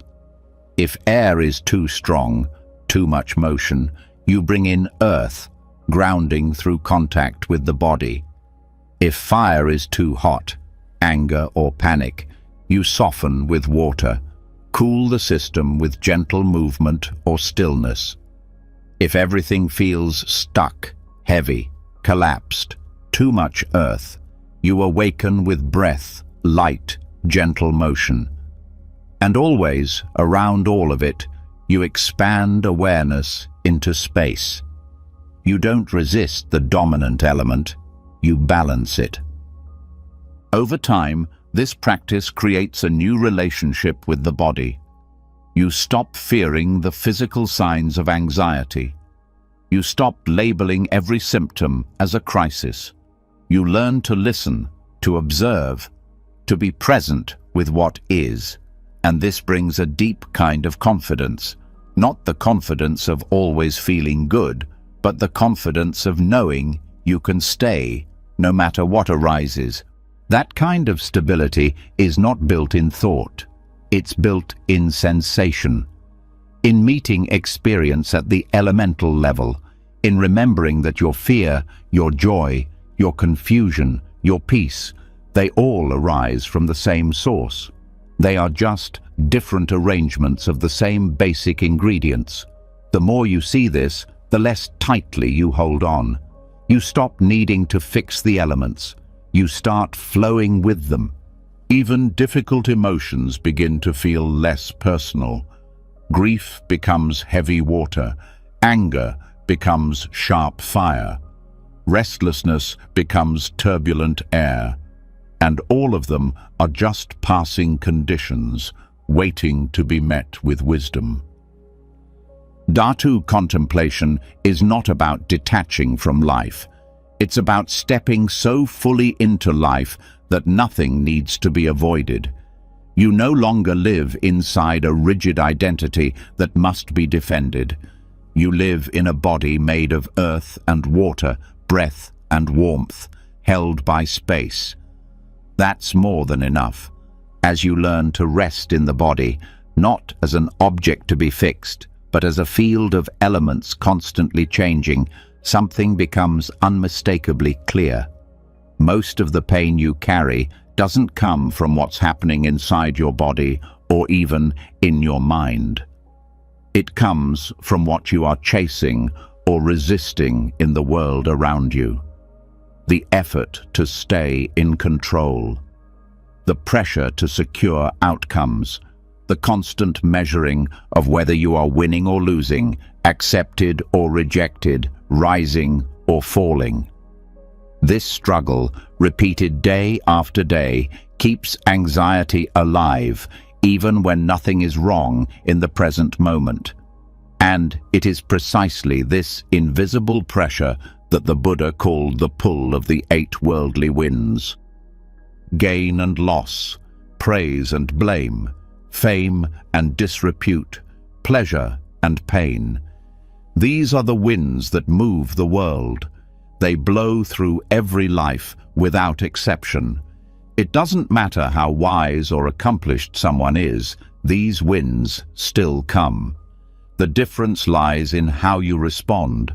Most people chase the ones they like and flee from the ones they fear. And this movement, this clinging and aversion, is what creates stress, tension, and reactivity. Anxiety forms when your peace depends on staying on the right side of these winds. You feel safe when things are going well, when you're gaining, when you're liked, when things feel good. But you also become afraid that it could all fall apart, that you'll lose what you have, that others will change their opinions, that discomfort will return. It's not the experience itself that's unbearable, it's the fear of losing what feels safe. That fear is subtle, but it never lets you rest. Start with gain and loss. The need to achieve, accumulate, progress. It drives many lives. But if your sense of stability depends on always getting more money, more success, more security, then every setback becomes a threat. The fear of failure takes root. Not because failing hurts, but because failing seems to mean something about you. It feels like you've lost your place in the world. But gain and loss are inevitable. They're part of movement. What comes will also go. The more you cling to what you have, the more tightly fear wraps around your chest. Letting go doesn't mean not caring. It means caring without attachment. It means doing your best and releasing what you can't control. Praise and blame work the same way. When people like you, praise you, approve of your actions, it feels like stability, like worth. But the moment someone disapproves or criticizes you, anxiety rises. Not because the words are sharp, but because your identity has been built on being seen a certain way. When your peace depends on others liking you, you become a prisoner to perception. You stop speaking honestly. You overthink every word. You perform instead of connect. But even praise is unstable. People's opinions change with their moods. Their judgments often reflect more about themselves than about you. Letting go of the need for approval is not easy. But the alternative is to live in constant fear of rejection. That fear dissolves when you realize your value is not built on compliments. It's built on integrity. Fame and disrepute are not just about public recognition. They're about how widely you are seen and how you are remembered. On a smaller scale, this plays out in your social group, in your family, in the stories people tell about you. If your sense of identity is tied to being known, respected, admired, then even small shifts in how others see you feel dangerous. You might start managing your image more than your life. You might become afraid to change, afraid to grow, because doing so might risk your standing. But fame is just projection. Disrepute is also projection. What matters is whether your actions are grounded in truth. Trying to control how people remember you only pulls you away from presence. Pleasure and pain are the most immediate of the 8 winds. Every moment is touched by sensation. And for most, the pattern is simple. Seek pleasure, avoid pain. But when you live this way, you are always leaning forward or pulling back. You're never settled. Even when things feel good, you start fearing the end. Even when you feel calm, you anticipate the return of discomfort. This creates anxiety in the middle of joy, because you've tied your peace to feeling a certain way. But when you practice being with pain without resistance and pleasure without clinging, you stop depending on the moment being any particular way. That's freedom. All 8 winds operate together, often without being noticed. You feel pressure to succeed because of the promise of gain and the fear of loss. You seek praise and fame because they feel like confirmation that you matter. You avoid blame and disrepute because they threaten your belonging. You crave pleasure because it feels safe. You fear pain because it feels like punishment. But none of this is fixed. These winds don't define you. They only move through you. The Buddha didn't teach people how to avoid the winds. He taught them how to stand still in the middle of them, to be unmoved, not because they stopped caring, but because they saw clearly. They saw that these experiences rise and fall again and again, that clinging to them brings suffering and letting them pass brings peace. So how do you practice with these winds? Start by naming them when they arise. When you feel the rush of success, say gain. When you feel shame, say blame. This helps you separate the experience from your identity. You're not caught in the content, you're observing the pattern. Then, notice the reaction. What does the mind do when praised? Does it cling? Does it rehearse? Does it want more? What does the body do when pain arises? Does it tense? Does it resist? Does it collapse? Just seeing these reactions weakens their hold. The key is equanimity, not detachment, but balance, meeting each wind with evenness. Gain and loss are met with the same calm.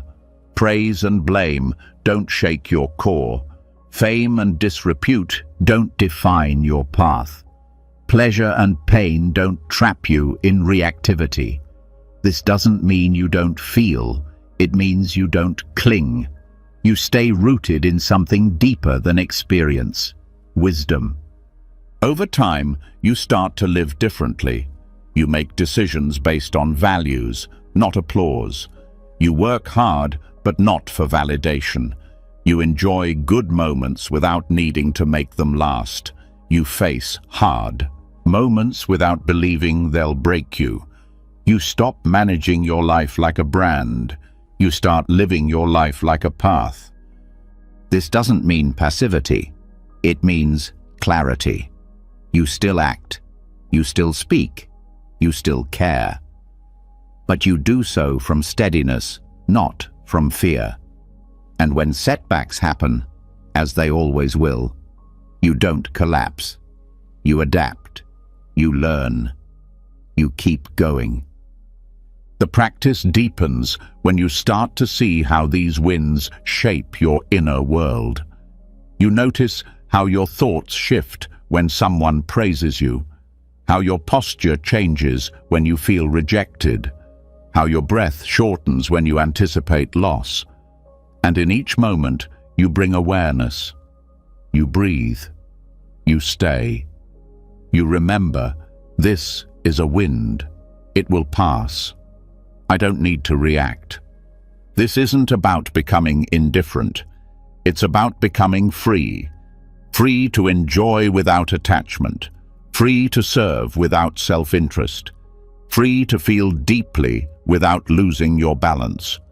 The less you cling to these winds, the more your heart opens. Because you're no longer trying to protect a fragile identity. You're living from something spacious, grounded, and true. And when anxiety tries to return, when the fear of losing control creeps back in, you meet it with the same steadiness. You don't need to control the wind. You only need to stop chasing it. Your peace is not found in the next gain, the next compliment, the next moment of pleasure. Your peace is here, in this breath, in this awareness, in your willingness to let go. The moment you stop chasing the shifting winds of gain and loss, praise and blame, something deeper starts to settle. But in that settling, a new kind of silence appears, a space that once was filled with noise, striving and comparison. And that space can feel unfamiliar, because for so long your energy has been tied to reaching, proving, accumulating, and holding on. When those efforts stop, even for a moment, the question arises, what now? This is where the teaching on renunciation becomes not an escape from life, but a return to it, not as a rejection of joy, but as the recognition of a joy that doesn't rely on outcomes. The word renunciation often sounds harsh. To many, it seems like giving up too much. But from a Buddhist perspective, renunciation is not about becoming less alive. It's about being free from what keeps you divided inside. It's the letting go that leads to strength. It's choosing peace over possession, presence over distraction, depth over surface. Anxiety feeds on attachment, not just to things, but to roles, expectations, imagined futures, unexamined habits. The fear of losing what you think you need is often stronger than any actual loss. You fear being without, not because you are truly unsafe, but because the identity built on having, doing, or becoming feels threatened. This fear tightens the body, it speeds the breath, it creates tension even when nothing is happening. The practice of renunciation addresses this at its root, not by forcing you to give things up, but by showing you what was never necessary in the first place. Letting go voluntarily is different from losing something by force. When something is taken from you, it creates grief, resistance, or numbness. But when you place something down with awareness, when you see that clinging no longer serves, that choice becomes a source of confidence. You realize you do not need to possess everything you once held tightly. You do not need to chase every comfort to feel whole. Letting go becomes a statement of sufficiency. I am enough without this. This is not about poverty. It's not about pushing life away. It's about clearing space. When you no longer need constant stimulation, you begin to hear your own mind. When you stop needing every moment to be pleasant, you begin to feel grounded. When you step away from roles that exhaust you, you begin to remember who you are without effort. Renunciation is not a sacrifice, it's a return. Even small acts of letting go can be powerful. Turning off a device and sitting in silence, saying no to something that feeds the ego but drains the heart, releasing the pressure to impress, to win, to always be seen. Each of these is a form of renunciation. You don't need to live in a forest. You just need to recognize what you're carrying that doesn't bring peace and set it down. Attachment is not only to material things, often it's more subtle. A belief that you must always be productive, a narrative about being strong or independent, an image of success you inherited without question. These attachments shape your anxiety. They create a constant background fear of not measuring up. When you begin to question them, when you begin to ask, "What am I really afraid of letting go?" you open the door to freedom. Renunciation is most powerful when it comes from clarity, not from shame, not from pressure, but from seeing that peace isn't found in more, it's found in less grasping. The Buddha didn't teach letting go as a punishment. He taught it as the path to contentment, because the mind that is not burdened by craving can finally rest. And that rest is what the anxious heart has been longing for. There's a deep shift that happens when you let go of something you thought you couldn't live without and discover that you're still here, still breathing, still grounded, still whole. That shift doesn't happen through analysis. It happens through practice, through living simply with intention, through questioning what you really need to feel safe.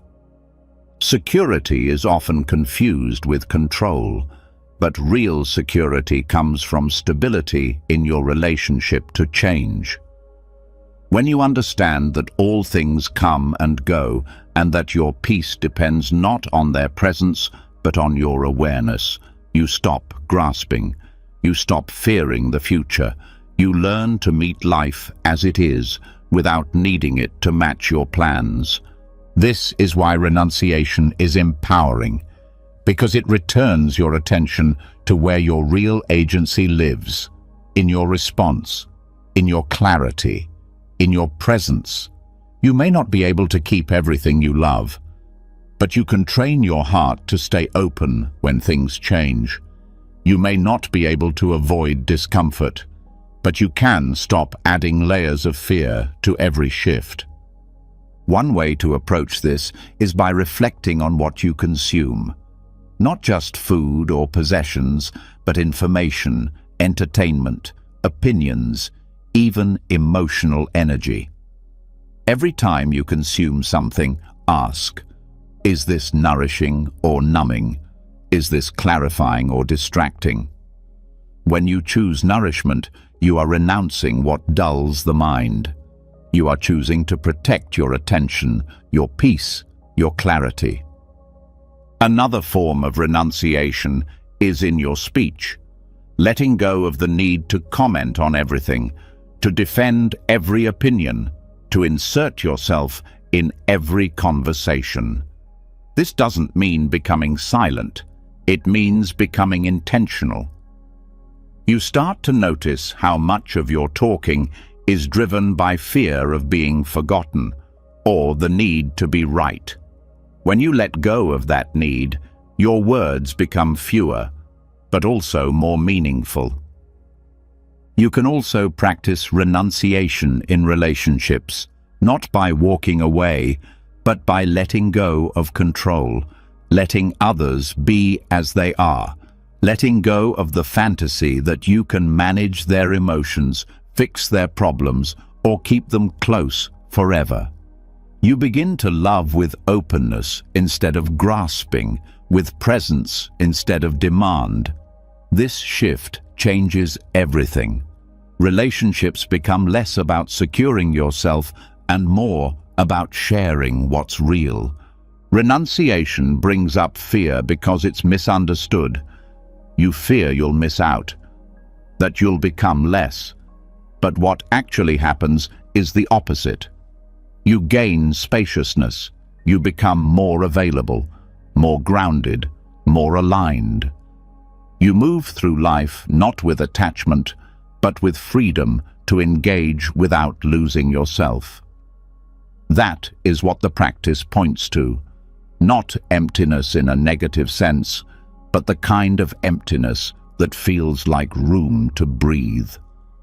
The Buddhist path doesn't deny the beauty of the world.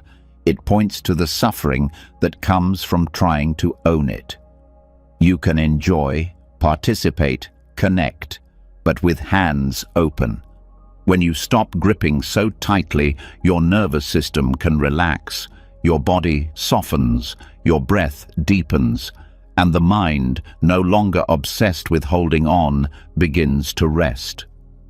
This rest isn't laziness, it's clarity.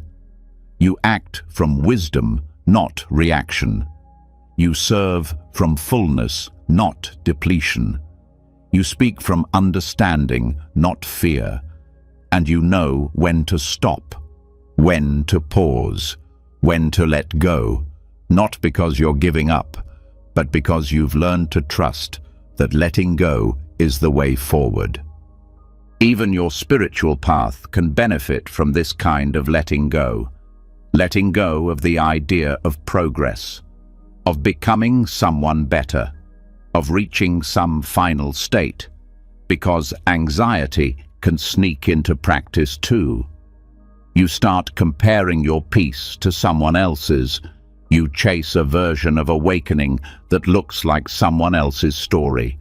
But when you renounce comparison, your own path opens, quietly, authentically. Letting go is never about rejecting life. It's about learning how to stop clinging to what cannot be kept.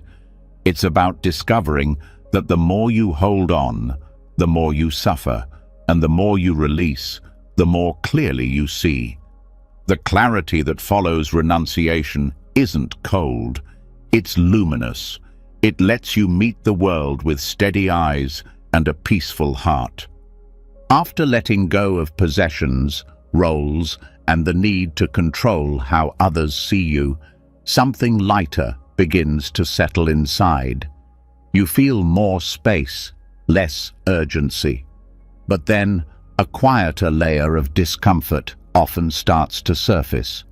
One that's easy to miss because it hides behind good intentions. It doesn't feel like craving in the usual sense. It feels like effort. It feels like wanting to improve, to heal, to evolve. It feels like a wish to feel better. Yet, somehow, this wish can make you restless again. This is the subtle tension of spiritual boredom, a discomfort that arises not from external problems, but from the internal expectation that your practice should constantly produce peace, insight, or transcendence. When it doesn't, the mind grows uneasy. You begin to wonder whether you're doing something wrong, or worse, whether something's wrong with you. This unease often starts with good motivation. You begin a meditation practice to understand your mind or to relieve suffering. At first, it brings a sense of clarity. You feel lighter, but over time, those strong results begin to fade. The novelty wears off. The silence no longer feels profound, it feels dull. The breath feels repetitive. Sitting still feels like effort. And then comes the thought, "This shouldn't feel this way." That thought is the seed of a new anxiety. This kind of discomfort is tricky because it disguises itself as something noble. You want to feel better, to be more awake, to live in truth. But if you look closely, you'll see that the drive underneath is still grasping, wanting the present moment to be more than it is, wanting your spiritual path to be exciting, wanting stillness to feel like fireworks.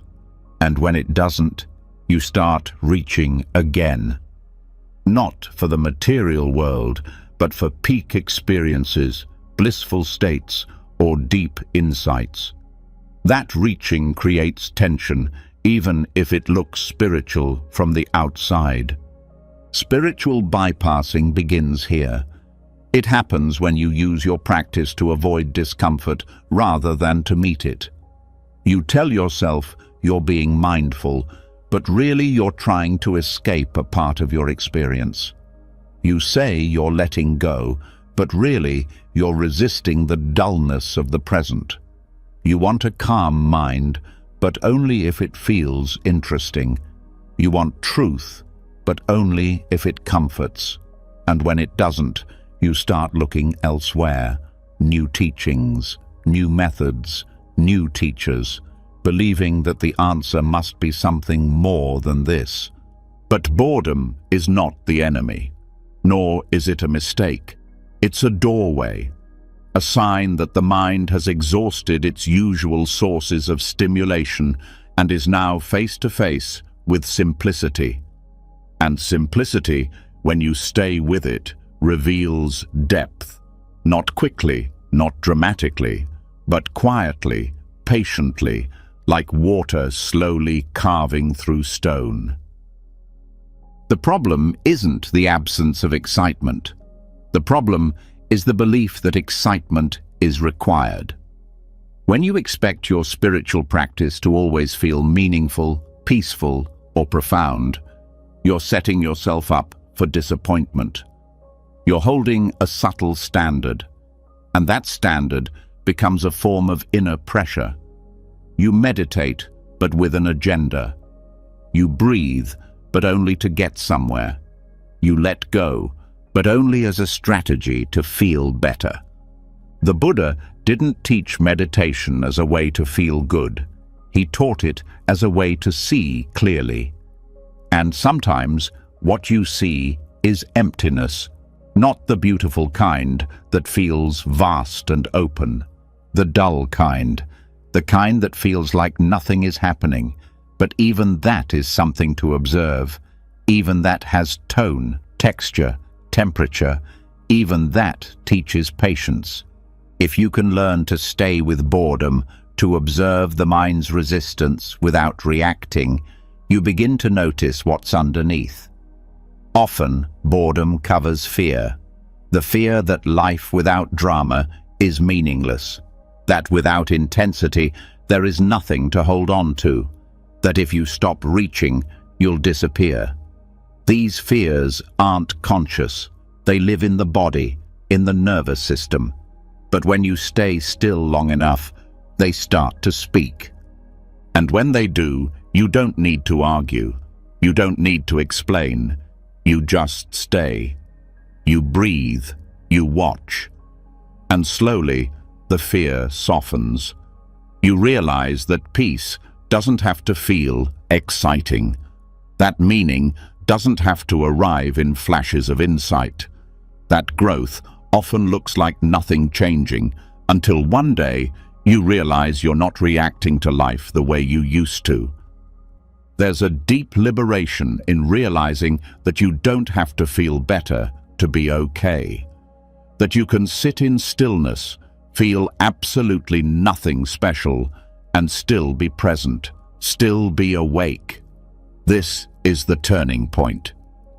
When practice becomes less about how it feels and more about how steadily you stay. The desire to always feel good is just another form of craving. It's subtle, but it's sticky. It tells you that your worth is tied to your state of mind, that your progress is measured by your mood. But mood is not truth. Peace is not a sensation. It's the absence of struggle. And that absence might feel like stillness, or quiet, or even boredom, but it's alive in its own way. Simple, unadorned, clear. You begin to train your mind to recognize value in subtlety. The quiet shift in posture when anxiety passes, the softening of the jaw after a deep exhale, the moment when a reactive thought arises and you notice it without following. These are not fireworks, but they are freedom, and they're easy to miss if you're always looking for something better. This also changes how you relate to other people's journeys. You stop comparing. You stop assuming that someone else's insight means you're behind. You realize that spiritual highs are not the goal. They're moments. Beautiful, but not sustainable. They come and go. What stays is your willingness to keep showing up, to keep practicing even when it's dry, even when it's slow, even when nothing seems to happen. And in that consistency, something deeper grows. Not performance, not enlightenment as a trophy, but stability, a groundedness that doesn't depend on feeling inspired, a presence that doesn't rely on being moved. You become trustworthy to yourself, not because you always feel good, but because you've stopped needing to. This is the heart of mature practice, not spiritual excitement, but spiritual endurance, the kind that shows up day after day, breath after breath, not out of obligation, but out of love. Love for truth, even when it's quiet. Love for life, even when it's still. Love for your own humanity, even when it's not transforming in visible ways. The agitation that comes from trying to feel better fades over time when you stop giving it energy. When you stop needing your experience to entertain you, you start meeting it as it is. And in that meeting, life begins to open, slowly, steadily, on its own terms. You don't need to add meaning to every moment. You don't need to make every practice session feel important. You just need to stay, to listen, to trust that the most meaningful things grow in silence. Once you stop reaching for better feelings and begin meeting each moment as it is, without needing it to transform, you discover something surprising. Fear doesn't go away, but it also doesn't hold the same weight. It stops being a wall and becomes a door. Not a door you have to break through, but one you can walk up to, stand in front of, and stay with. That staying is not force. It's not resistance. It's a different kind of strength, one that doesn't come from pushing harder, but from opening wider. This strength is not built on toughness. It's rooted in the heart. And the Buddha taught that the most powerful kind of courage is not the absence of fear, but the presence of love, compassion, joy for others, and calm balance. These four inner qualities, metta, karuna, mudita, and upekkha, are known as the Brahma Viharas, or the divine abodes. They are not escapes from life's intensity. They are the foundation from which you can face it with steadiness. These qualities are not emotional decorations. They are practices, disciplines, and more than that, they are antidotes. Each one transforms how fear operates in the mind. They take what feels overwhelming and make it workable, not because the fear goes away, but because you're no longer facing it alone. You're meeting it with the whole heart. Metta, or loving kindness, is not about pretending everything is okay. It's about inclining the heart toward care, even in the face of fear. When anxiety arises, the instinct is often to fight it or to collapse into it. But when you meet anxiety with kindness, you stop treating it as the enemy. You begin to understand that fear is not bad. It's part of your sensitivity, your wiring, your history. It's a messenger, not a flaw. Kindness turns the emotional environment into one that can hold discomfort without judgment. When you say, "May I be safe, may I be well," you are not casting a spell. You are creating space. You are reminding yourself that even here, in this unsettled moment, you deserve gentleness. That reminder changes how you breathe, how you sit, how you treat yourself. And when fear feels seen, not attacked, it starts to soften. Karuna, or compassion, is what arises when you see suffering clearly and respond with care.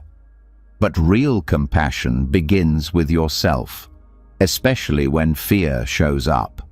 Often, people judge their own anxiety. They feel ashamed. They think it means they're weak, broken, or not far enough along the path.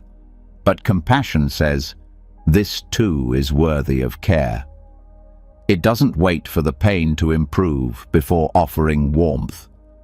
Practicing compassion means being honest about where it hurts, without collapse, without dramatizing, without turning pain into identity. Just the clear recognition that something here is tender, and that tenderness deserves to be met with presence. When you do this regularly, something changes in your system. Fear still arises, but it's not layered with shame. It's not weaponized by self-judgment. You create the conditions for healing simply by not turning away.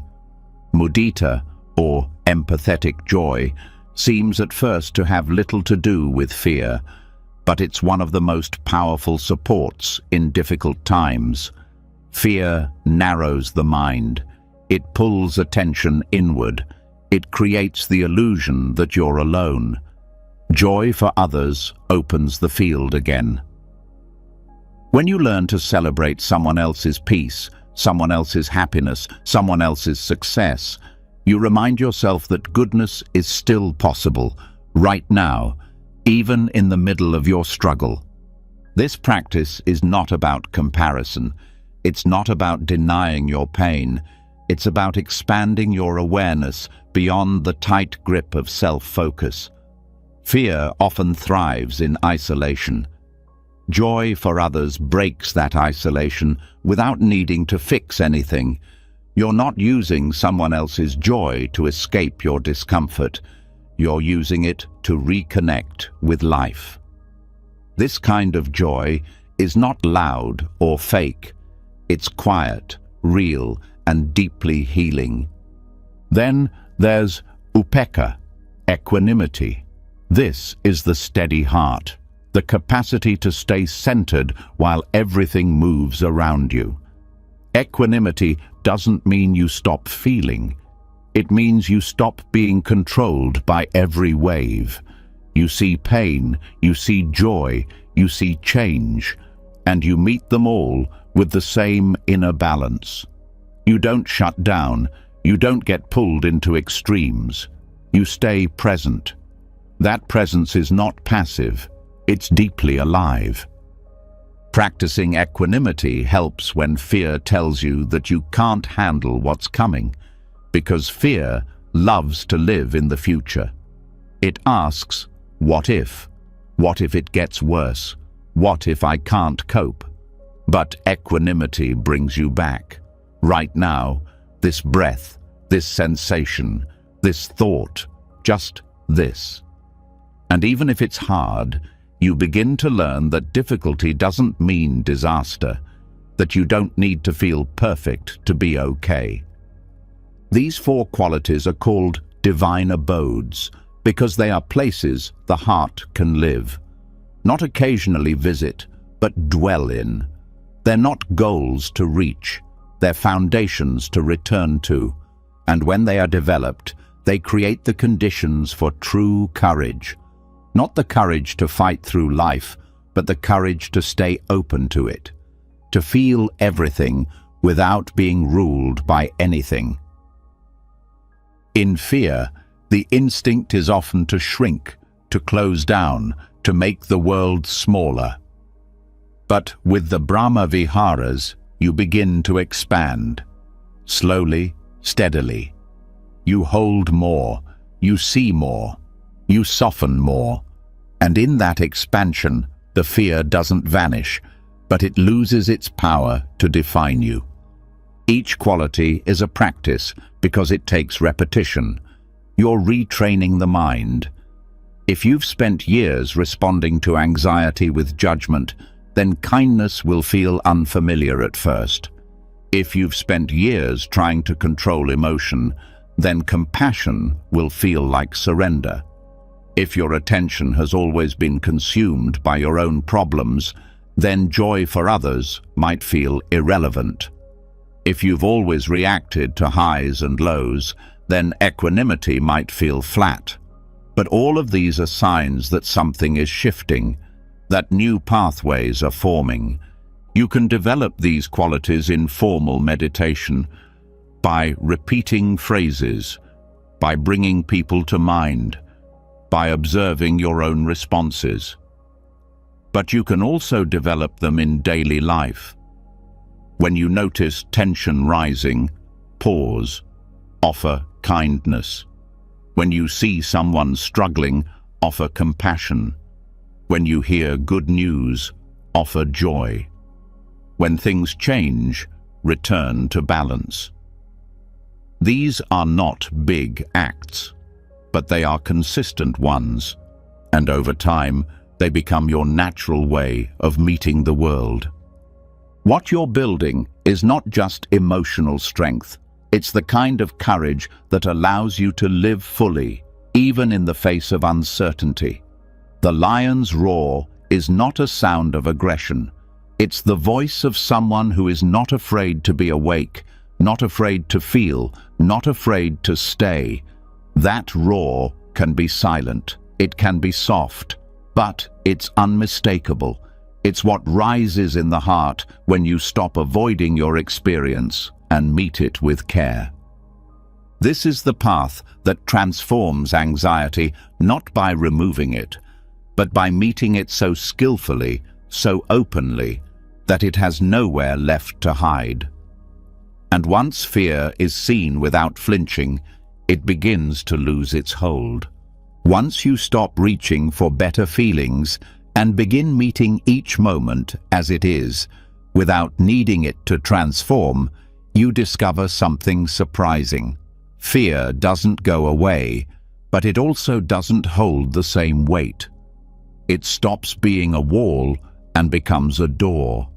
Not a door you have to break through, but one you can walk up to, stand in front of, and stay with. That staying is not force. It's not resistance.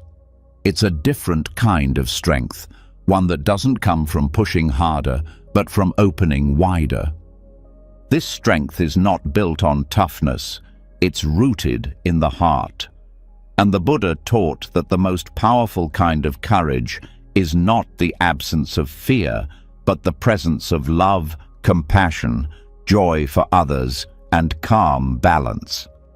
These four inner qualities, metta, karuna, mudita, and upekkha, are known as the Brahma Viharas, or the divine abodes. They are not escapes from life's intensity. They are the foundation from which you can face it with steadiness. These qualities are not emotional decorations. They are practices, disciplines, and more than that, they are antidotes. Each one transforms how fear operates in the mind.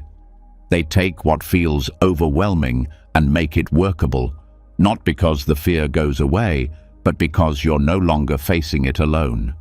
You're meeting it with the whole heart. Metta, or loving kindness, is not about pretending everything is okay. It's about inclining the heart toward care, even in the face of fear. When anxiety arises, the instinct is often to fight it or to collapse into it. But when you meet anxiety with kindness, you stop treating it as the enemy. You begin to understand that fear is not bad. It's part of your sensitivity, your wiring, your history. It's a messenger, not a flaw. Kindness turns the emotional environment into one that can hold discomfort without judgment. When you say, "May I be safe, may I be well," you are not casting a spell. You are creating space. You are reminding yourself that even here, in this unsettled moment, you deserve gentleness.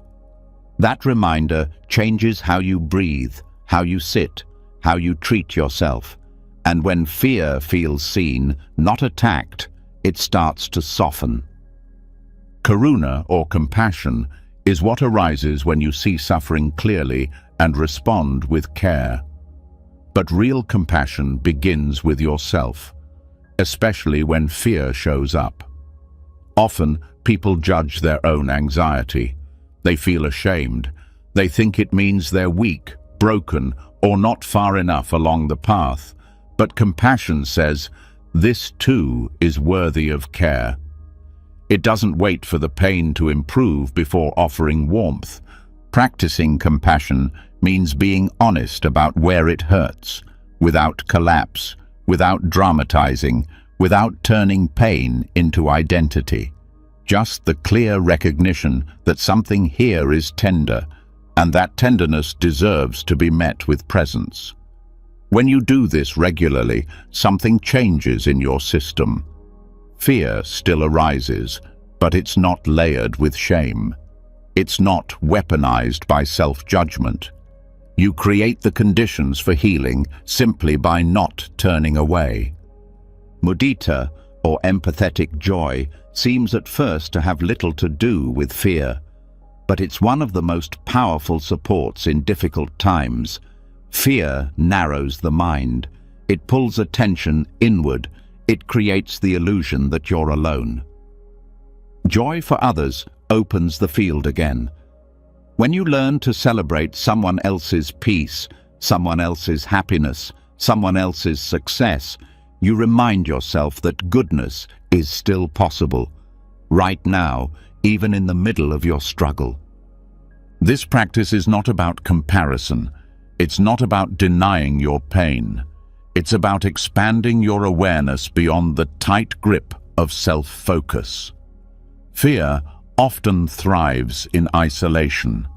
Joy for others breaks that isolation without needing to fix anything. You're not using someone else's joy to escape your discomfort. You're using it to reconnect with life. This kind of joy is not loud or fake. It's quiet, real, and deeply healing. Then there's upekkha, equanimity. This is the steady heart, the capacity to stay centered while everything moves around you. Equanimity doesn't mean you stop feeling. It means you stop being controlled by every wave. You see pain, you see joy, you see change, and you meet them all with the same inner balance. You don't shut down. You don't get pulled into extremes. You stay present. That presence is not passive. It's deeply alive. Practicing equanimity helps when fear tells you that you can't handle what's coming. Because fear loves to live in the future. It asks, what if? What if it gets worse? What if I can't cope? But equanimity brings you back. Right now, this breath, this sensation, this thought, just this. And even if it's hard, you begin to learn that difficulty doesn't mean disaster, that you don't need to feel perfect to be okay. These 4 qualities are called divine abodes because they are places the heart can live, not occasionally visit, but dwell in. They're not goals to reach. They're foundations to return to. And when they are developed, they create the conditions for true courage. Not the courage to fight through life, but the courage to stay open to it, to feel everything without being ruled by anything. In fear, the instinct is often to shrink, to close down, to make the world smaller. But with the Brahma Viharas, you begin to expand. Slowly, steadily. You hold more. You see more. You soften more. And in that expansion, the fear doesn't vanish, but it loses its power to define you. Each quality is a practice because it takes repetition. You're retraining the mind. If you've spent years responding to anxiety with judgment, then kindness will feel unfamiliar at first. If you've spent years trying to control emotion, then compassion will feel like surrender. If your attention has always been consumed by your own problems, then joy for others might feel irrelevant. If you've always reacted to highs and lows, then equanimity might feel flat. But all of these are signs that something is shifting, that new pathways are forming. You can develop these qualities in formal meditation, by repeating phrases, by bringing people to mind, by observing your own responses, but you can also develop them in daily life. When you notice tension rising, pause, offer kindness. When you see someone struggling, offer compassion. When you hear good news, offer joy. When things change, return to balance.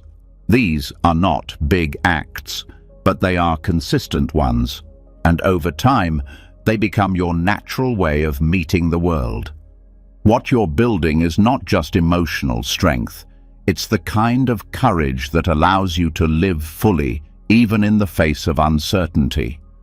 The lion's roar is not a sound of aggression, it's the voice of someone who is not afraid to be awake, not afraid to feel, not afraid to stay. That roar can be silent, it can be soft, but it's unmistakable. It's what rises in the heart when you stop avoiding your experience and meet it with care. This is the path that transforms anxiety, not by removing it, but by meeting it so skillfully, so openly, that it has nowhere left to hide. And once fear is seen without flinching, it begins to lose its hold. Once the heart begins to rest in qualities like kindness, compassion, and equanimity, a new kind of strength becomes available. Not a sharp or loud strength, but a steady presence. You stop hiding from your experience. You stop fighting your feelings. You begin to meet the world from a place of care rather than control. But even in that clarity, there are days when staying grounded is difficult, moments when inner courage feels far away. That's when something else becomes essential, not as a technique, but as a living, breathing support. Kalyana Mittata, noble friendship. The Buddha called noble friendship not a part of the path, but the whole of the path. Because no matter how much inner work you do, there are times when being alone with your mind becomes overwhelming. Not because you're doing something wrong, but because healing, insight, and transformation were never meant to happen in isolation. When fear closes in, the presence of someone who sees clearly can steady what you can't hold alone. Spiritual friendship is not built on entertainment, convenience, or comfort. It's built on shared values, on mutual respect, on honesty that comes without cruelty, and warmth that comes without attachment. These relationships are rare, not because they are impossible, but because they require both people to be walking the path sincerely. A noble friend is someone who reminds you of what matters, not by correcting you, but by embodying what you've forgotten in the moment. Anxiety thrives in disconnection. It builds in silence, in secrecy, in the corners of the mind where no one else sees. The inner critic grows stronger when there's no other voice to challenge it. But a wise friend offers perspective, not by fixing, but by reflecting. They see your fear and don't flinch. They see your doubt and don't turn away. Their presence alone is a kind of medicine. It says, without needing to be said, "You're not alone." This kind of friendship doesn't depend on long conversations or constant contact. It can be quiet, even distant, but it carries something sacred, a commitment to truth and to each other's growth. Sometimes the most powerful moment is just a pause, a glance, a silence where nothing needs to be explained. The anxiety that once felt like yours alone now lives in a wider space. It's shared, not as a burden, but as something human. Noble friends are also mirrors. They reflect your blind spots, not to judge, but to help you see. They help you notice the stories you tell yourself, the patterns you fall into, the fears you mistake for facts. And because you trust them, their words land differently. You're not being criticized. You're being guided, held to a higher view, gently. A spiritual friend doesn't comfort you with fantasy. They don't promise life will get easier. What they offer is more grounded. They remind you that you can meet life as it is, that even in the middle of confusion, you are still capable of presence, still able to choose your response, still part of a path that matters. This kind of support changes the internal landscape. You begin to internalize their voice. In moments when anxiety rises and your mind wants to spiral, you remember what they would say, not to dismiss the fear, but to anchor you. Over time, your inner dialogue shifts, from criticism to compassion, from panic to patience. The kindness you've received begins to live in you. It's not just the friend that's healing, it's the friendship. The relationship itself becomes a space of safety. Not safety from difficulty, but safety to face difficulty without collapsing. You learn to be seen without performing, to be heard without defending, to be supported without being dependent. That balance is rare and deeply restorative. Kalyana Mittata also helps you grow by creating a kind of accountability, not pressure, but a steady encouragement. A friend who reminds you of your intentions when you forget, who nudges you back to practice when you drift, who holds your highest self in view when you get lost in self-doubt, not because they're better, but because they care. This support becomes especially important when the mind turns inward in destructive ways.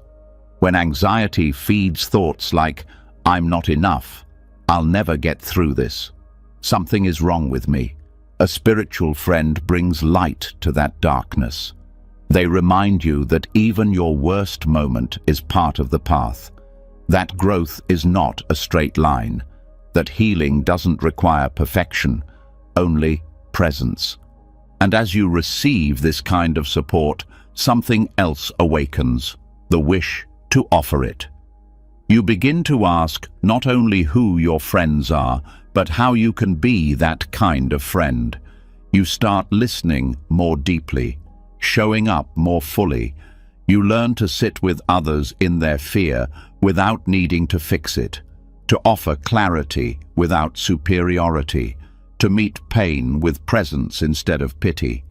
This turns the entire relationship into a form of practice, not separate from meditation, but an extension of it. You're not just watching your breath, you're watching your words, your reactions, your intentions. Friendship becomes a space where Dhamma is lived, not just studied. In times of uncertainty, noble friendship becomes an anchor, a reminder that the path is not walked alone. Even the Buddha did not teach in isolation. He gathered a community. He encouraged connection, because he understood that transformation happens in relationship, that clarity grows through reflection, that the heart strengthens in shared purpose. The anxiety that once felt overwhelming now has somewhere to land. Not to be solved, but to be witnessed. Not to be explained away, but to be held. When that happens, your nervous system responds. Your breath deepens.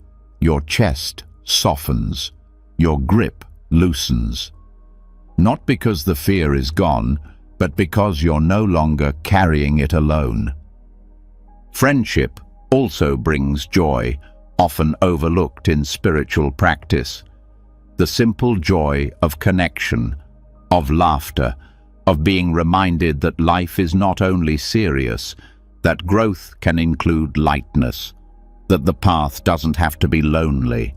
This kind of companionship doesn't happen by accident. It's cultivated. It grows from honesty, humility, and care. It requires you to show up, to be real, to let others see you, not just when you're strong, but also when you're afraid. That vulnerability is not a weakness. It's the soil where real connection grows. Kalyana Mittata invites you to choose your companions with care, not just for comfort, but for truth. Who around you helps you remember your values? Who encourages you to stay awake when it would be easier to numb out? Who holds your heart without shrinking from its weight? And just as importantly, who do you offer that to? Because this is not about taking, it's about mutual refuge, a shared effort to walk with integrity, to meet life with honesty, to hold space for what's difficult, and to celebrate what's beautiful, even in the midst of it. This is how anxiety begins to lose its grip.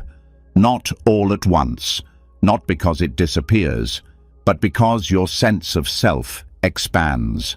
You are no longer just the one who suffers, you are also the one who connects, who listens, who is listened to. You are part of something larger than fear.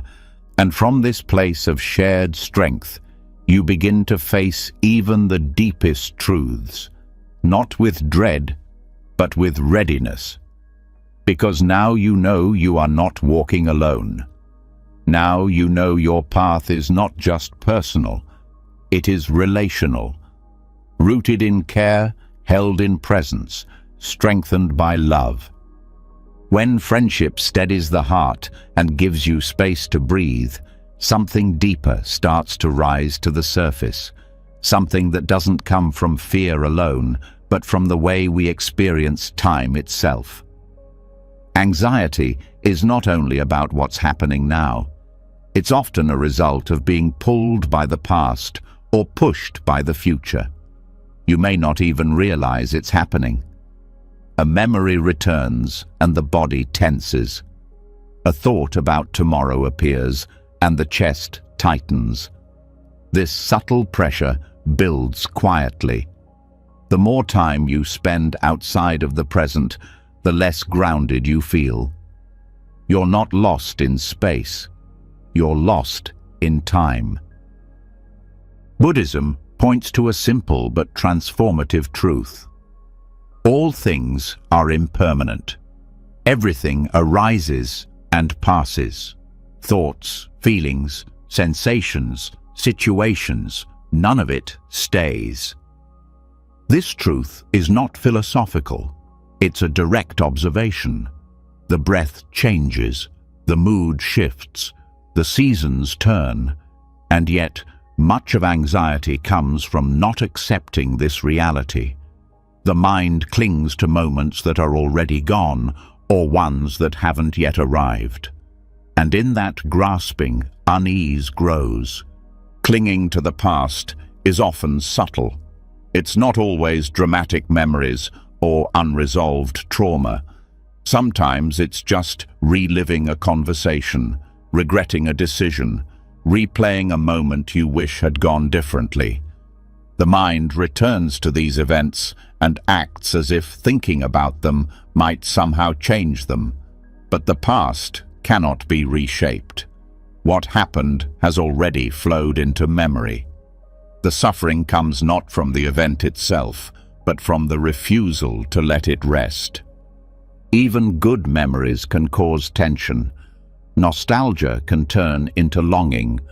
The thought, "Those were better times," creates a sense that something important has been lost. But no moment can be preserved. Trying to hold the past still is like trying to catch water with your hands. The harder you try, the more it slips away. Freedom comes not from forgetting, but from recognizing that the past is a mental formation arising in the present. It is a thought. It is not now. The same is true for the future. Anticipation often feels productive, as if worrying might help you prepare. But what most people call preparation is often fear in disguise.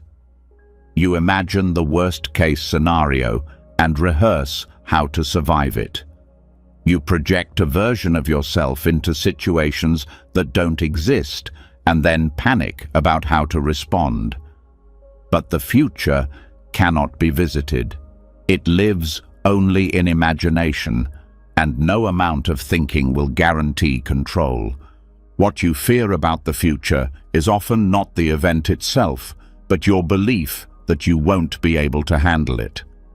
You forget that the strength to meet any moment doesn't come from rehearsing, it comes from presence.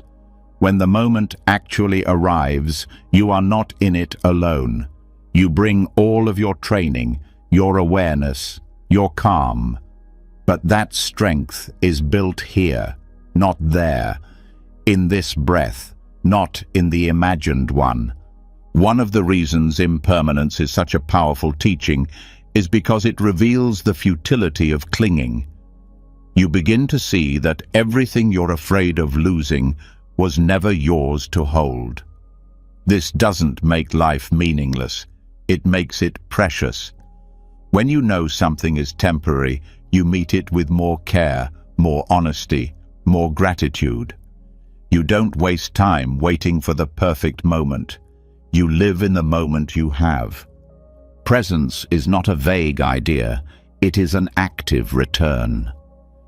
Every time the mind leaves the now, you gently guide it back to the feeling of the breath, to the weight of your body, to the sounds around you, to the simplicity of sensation. This returning is the practice, not as a technique to escape pain, but as a way to stop adding to it. When you are here, anxiety has less space to grow. You might notice that even small tasks become easier when approached from presence. Washing dishes, brushing your teeth, walking down the street. When fully engaged, they become anchoring.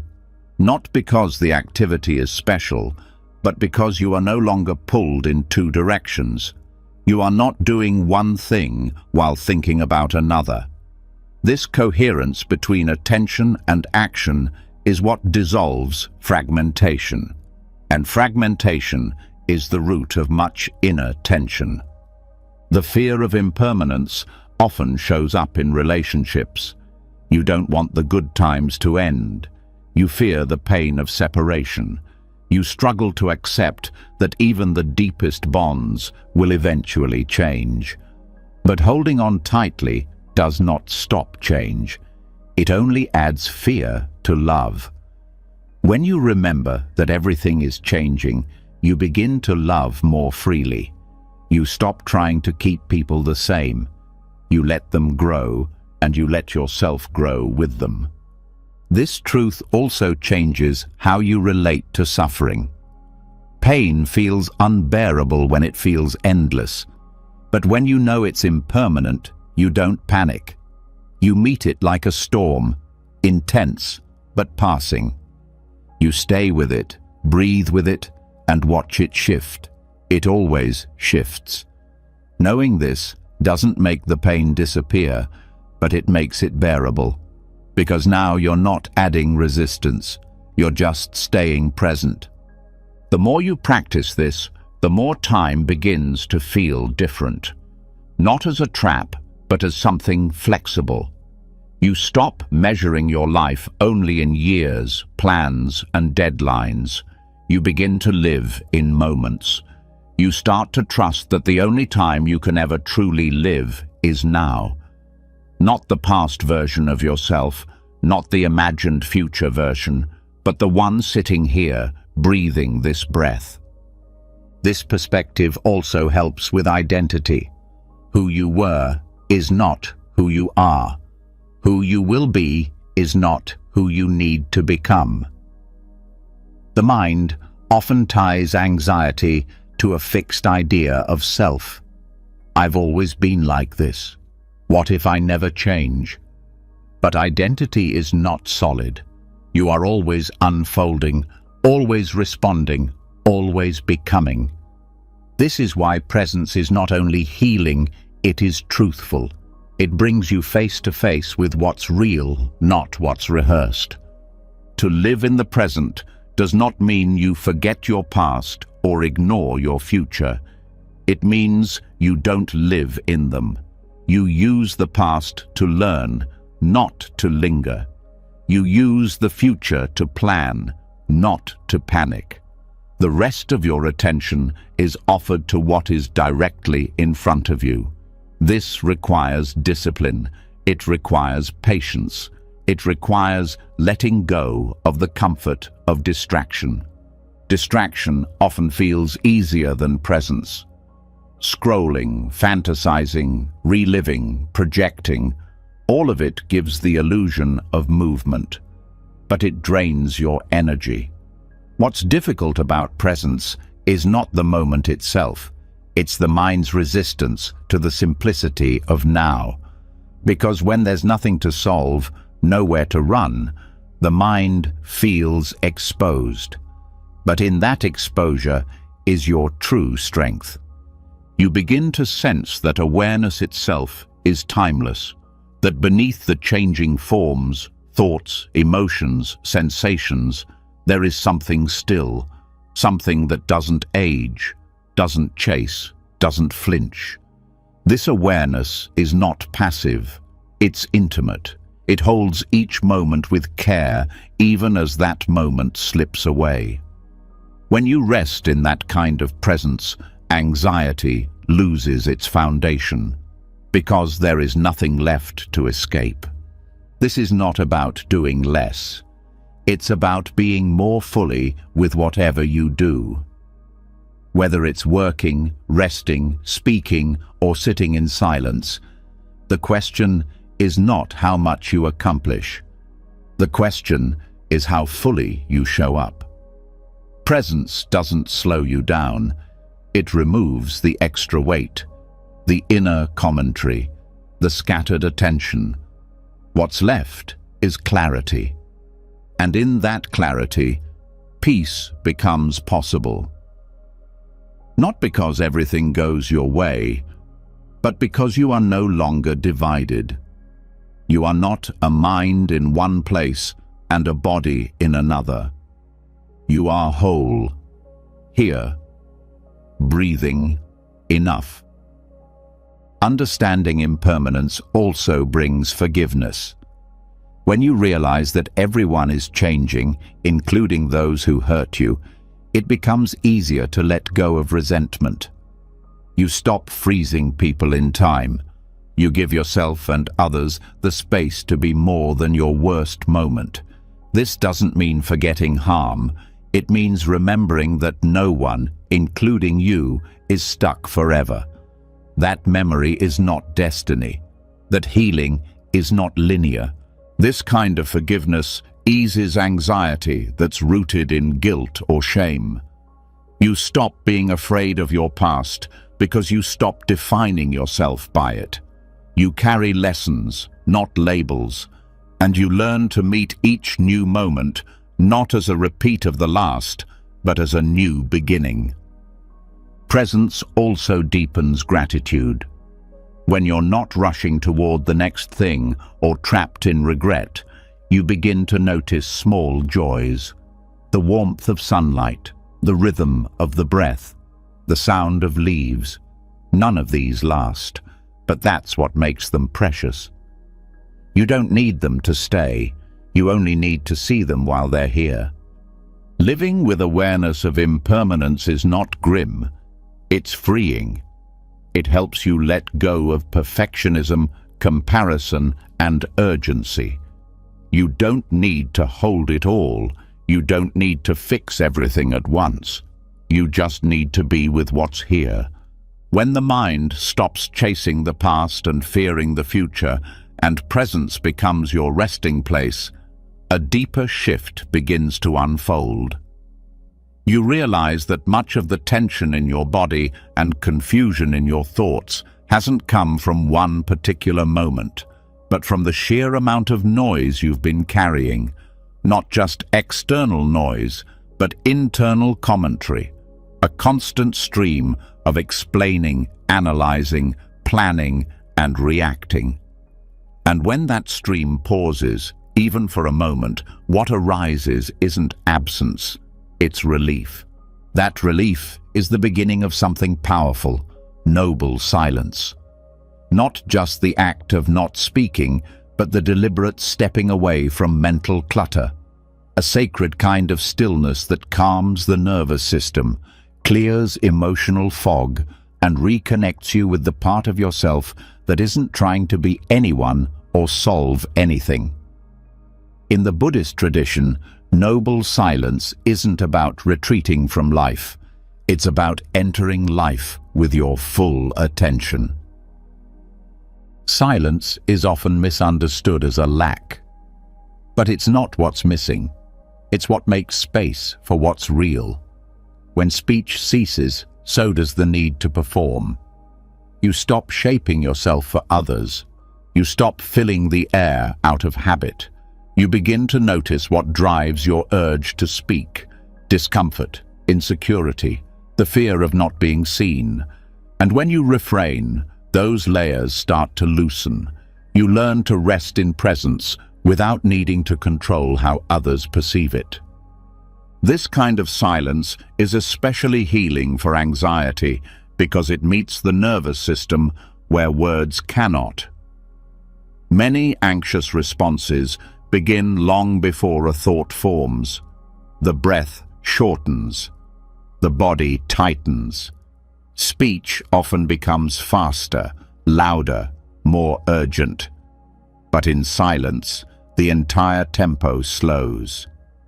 You begin to notice the rhythm of your breath, the weight of your body, the quiet hum beneath the surface. This awareness creates regulation, not by force, but by allowing your body to return to its natural pace. Silence also gives the mind room to reset. Constant thinking drains energy. Even useful thoughts become overwhelming when they don't stop. The mind needs pauses the same way the body needs rest. In silence, you stop adding more input, and in that space, you can begin to notice what's been sitting there, unresolved. Old emotions that never had time to settle, questions you've been avoiding, pain you've been covering with distraction. Silence lets it rise, but gently, in its own time. Noble silence is not passive, it's intentional. You're not just being quiet, you're being aware. You're listening, not to content, but to the quality of presence. This listening teaches you to attune to your own internal signals, to sense when you're moving too fast, when you're speaking from fear, when you're reaching for control. Over time, that sensitivity becomes your compass. It helps you recognize what your system needs before anxiety takes hold.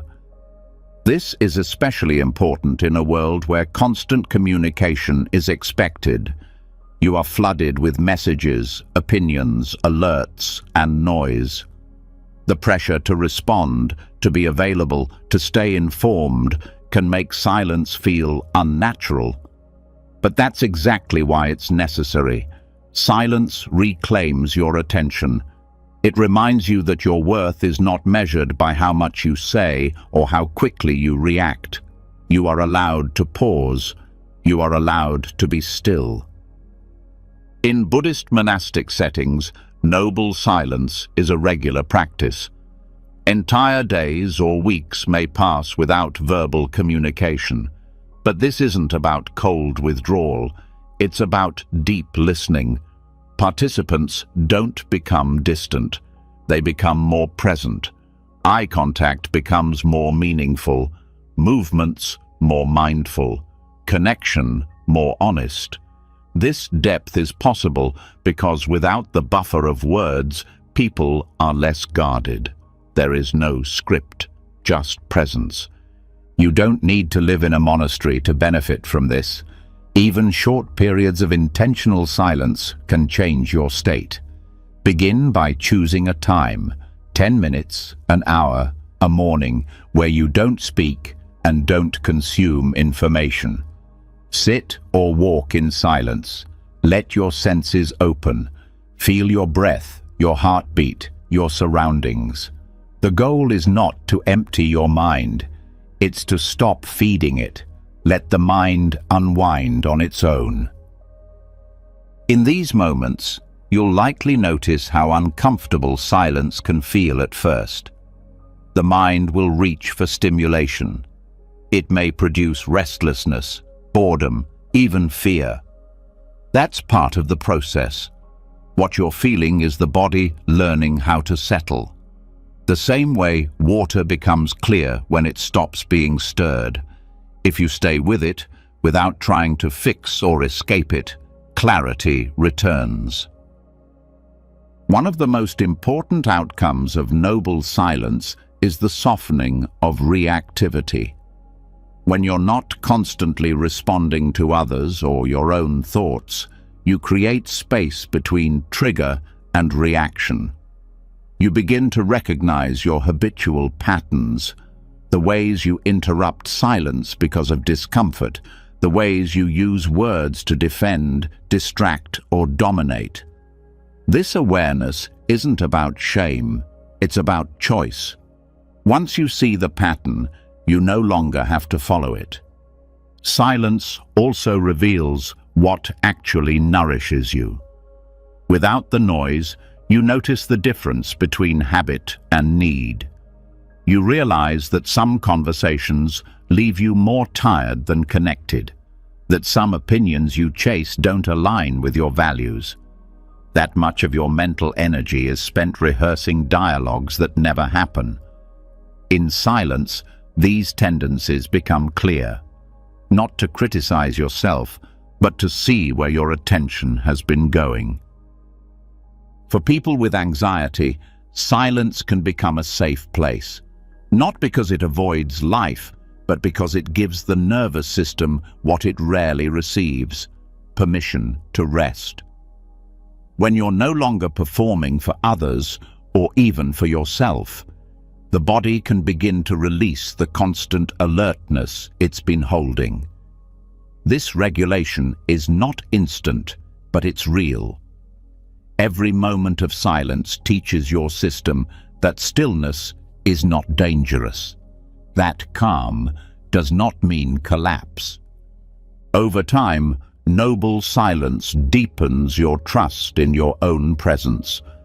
You no longer need to prove your insight through words. You no longer need to process every emotion out loud. You begin to sense that stillness is not the opposite of expression. It's the ground from which true expression arises. Your words become fewer, but carry more weight. Your actions come from a place of calm rather than urgency. This doesn't mean silence is always the answer. There are times when words are necessary to comfort, to clarify, to protect. But when you practice silence regularly, your speech becomes more intentional. You speak with awareness, not out of compulsion. You know when to say something, and just as importantly, when not to. Even in relationships, silence can be transformative. Being with someone without needing to talk builds trust. It teaches both people that connection doesn't require constant commentary. That presence alone can be enough. This can be deeply healing, especially for those who grew up in environments where silence was filled with tension or avoidance. Noble silence is not that. It is not absence. It is attention without pressure. This kind of silence also supports deeper meditation. When you stop talking externally, it becomes easier to quiet the internal dialogue. When you're not preparing your next sentence or replaying the last one, the mind has room to breathe. You begin to hear the subtle layers of thought, the ones that drive your anxiety without being loud, and as you sit with them, they soften. You don't need to solve them, you just stop feeding them. Silence is not a break from practice. It is the practice. It teaches presence more directly than any technique, because it removes everything unnecessary and leaves only what's essential. You, this moment, this breath, and that is more than enough. When you begin to value silence, you also become more sensitive to the kinds of noise you invite into your life. You choose your conversations with more care. You protect your attention more wisely. You stop filling space just because it's empty. And in that protection, anxiety has less room to grow. At its deepest level, noble silence becomes sacred, not as a ritual, but as a return to your natural state before thought, before identity, before words. In that stillness, there's nothing to perform, nothing to prove, just being, breathing, enough. When silence becomes familiar, when it no longer feels like absence but presence, something shifts. You stop needing to fill space. You stop reacting to every ripple in the mind. The noise that once demanded attention begins to quiet on its own.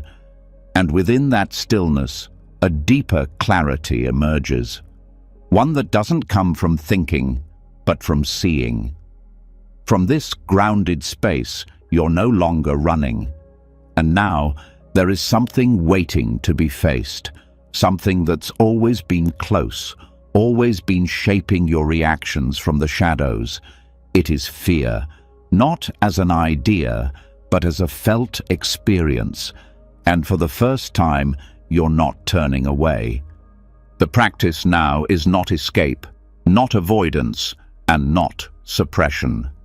It's a steady, honest turning toward what has been uncomfortable for so long, not to analyze it, not to destroy it, but to see it as it really is.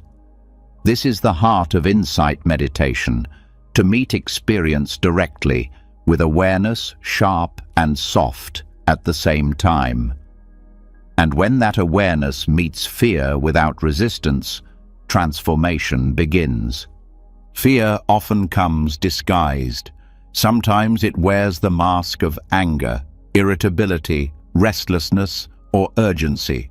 Sometimes it shows up as mental stories that seem logical but carry a quiet panic underneath.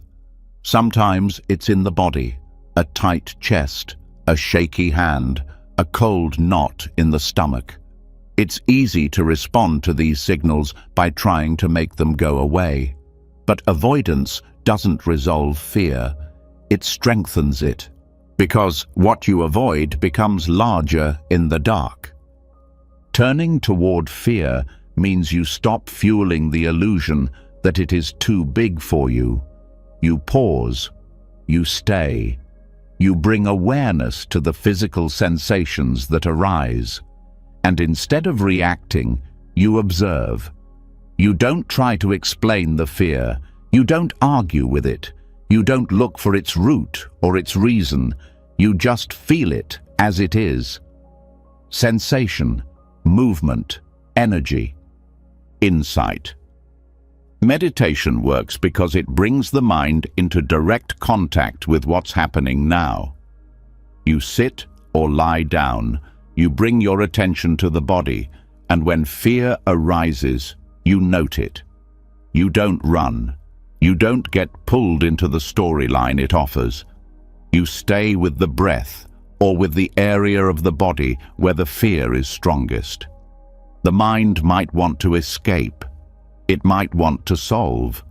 That's okay. You return, again and again, not with force, but with interest. This practice helps you see that fear is not one thing. It's a sequence. First, a sensation, then a thought, then another sensation in response to that thought. A wave, but every wave has a crest and a fall. When you stop adding new fear to the wave by resisting, judging, or running, it begins to dissolve. The power of this approach lies in its simplicity. You are not trying to fix fear. You are simply refusing to leave it unattended. You are sitting with the monster, not to fight it, but to see that it may not be a monster after all.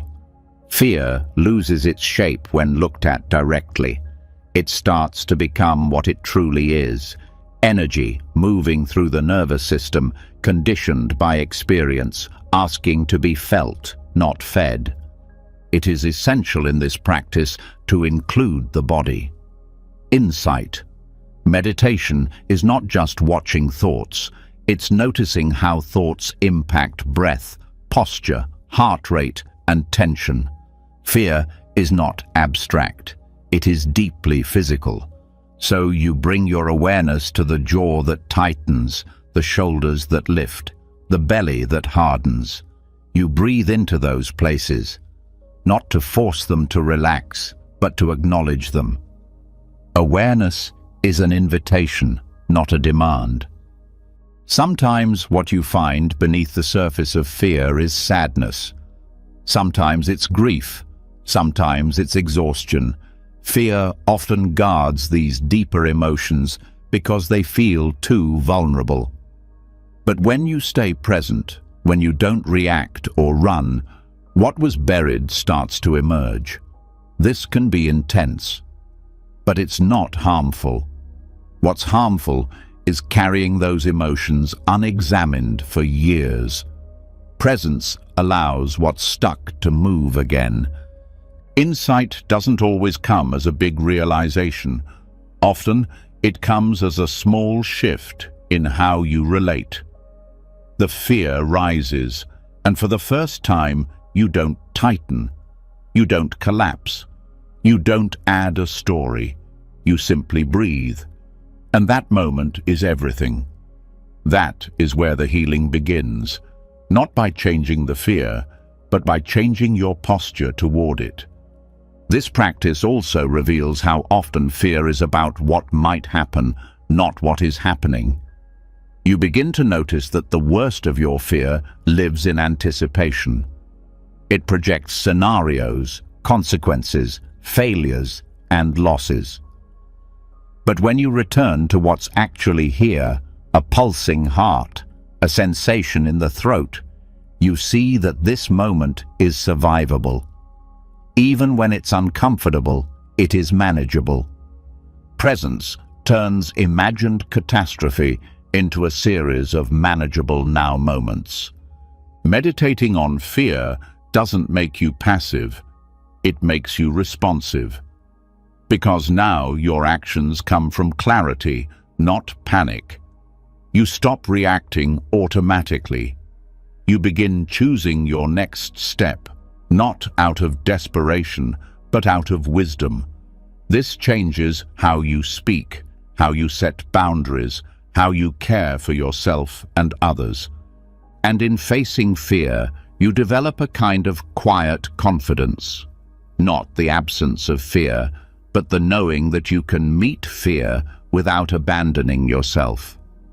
This confidence grows each time you stay, each time you breathe through the discomfort, each time you remember that the wave passes.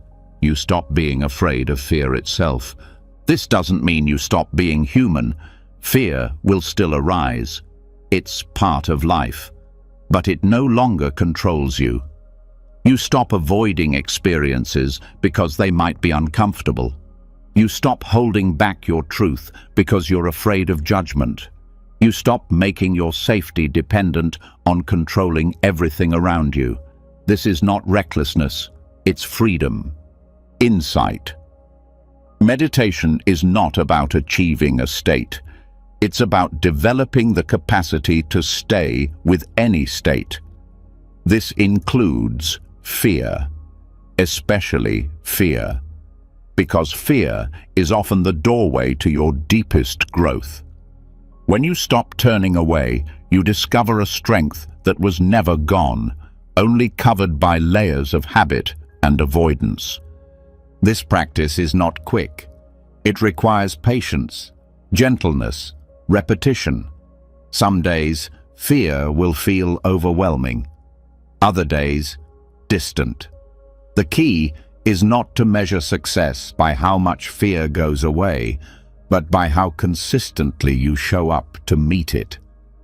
Every moment you stay is a moment of healing. Every breath you take in presence is a step toward wholeness. And this presence doesn't just help you, it helps others. Because the more you can hold your own fear without collapsing, the more you can hold space for others in their moments of distress. You stop needing to fix them. You start offering presence instead of solutions, and that presence is often the greatest gift you can give. This turning toward fear also changes your relationship to joy. Because when you stop avoiding difficult emotions, you become more open to all emotions. You stop numbing. You start feeling. You begin to taste joy, not as something to grasp, but as something to receive. And it becomes richer because it's no longer limited by the fear of its loss. Fear loses power when it is met with stillness.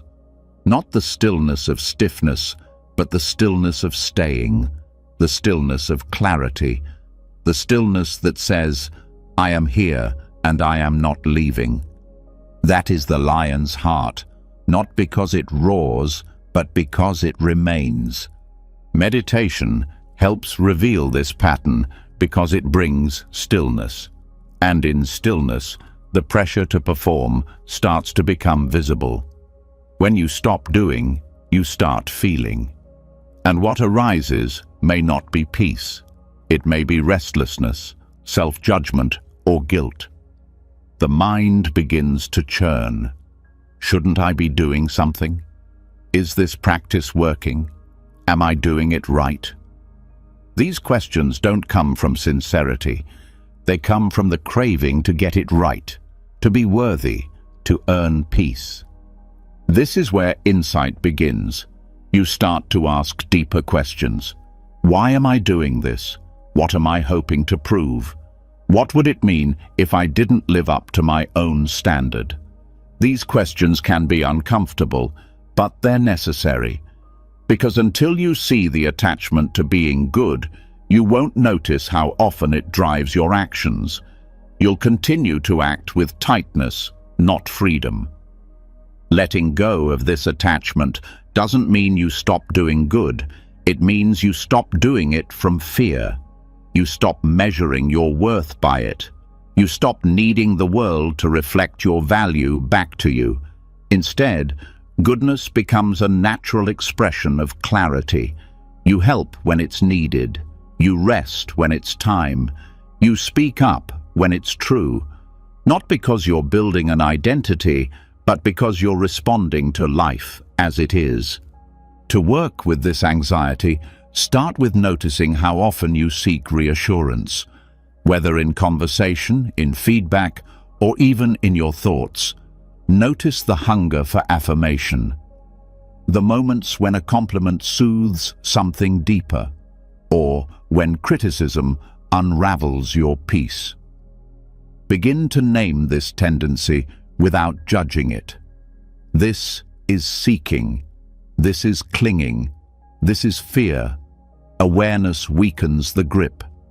Over time, you begin to care less about how you're seen and more about how you're being. The Buddha taught that even attachment to virtue can become a trap. If your path becomes a source of pride, a way to feel superior or more advanced, you've stepped away from the heart of the teaching. True virtue is humble. It doesn't need to be announced. It doesn't require a witness. It's enough to do what is skillful without needing credit. That's the essence of inner freedom. Living from this place allows you to make mistakes without collapsing. You no longer hold the belief that a single failure undoes your goodness. You can apologize without self-hate. You can learn without shame. You begin to hold yourself with the same compassion you've offered to others, because now your worth is not tied to your reputation. It's rooted in awareness, in honesty, in the intention to keep growing. This also allows you to stop hiding. The pressure to be good often leads to suppression. You hide your anger, your doubt, your grief. You present only what is acceptable. But healing comes through wholeness, not image. You don't become free by perfecting yourself. You become free by including all of yourself, even the parts that feel unworthy. You may still feel fear. You may still feel the urge to prove. That's okay. The work is not to erase the impulse. It's to stop obeying it. When you feel the need to please, pause. When you feel the urge to defend your image, breathe. When you notice yourself reacting to criticism, step back and feel the body. These small acts of awareness are powerful. They interrupt the habit of self-protection and open the door to deeper truth. In daily life, practice doing good without leaving a trail. Help someone anonymously. Say something kind without waiting for a thank you. Let go of the need to be seen and instead notice how it feels to simply act from sincerity. At first, the ego may protest. It wants to be recognized, but if you stay with the feeling, something else appears, a quiet joy that isn't dependent on anyone's approval. That joy is your compass. It tells you when you're aligned, not with your image, but with your values. It doesn't shout, it whispers. It says, yes, this is true. Yes, this is enough. And when you begin to trust that voice, the anxiety around performance starts to fade. This shift also helps you relate more honestly to others. You stop comparing goodness. You stop measuring progress. You start seeing people as fellow travelers, not competitors. You celebrate their efforts without needing to match them. You listen without waiting to speak. You connect without needing to be seen as the most helpful or wise. This brings ease to your relationships. A natural, spacious love that doesn't need to prove anything. In time, the attachment to being good softens into something more honest. The desire to be real, to be present, to be kind without pressure, to act with integrity even when no one is watching. This is the freedom that anxiety cannot touch, because it doesn't rely on results. It doesn't fear failure. It doesn't cling to approval. It simply flows from a heart that has nothing left to defend.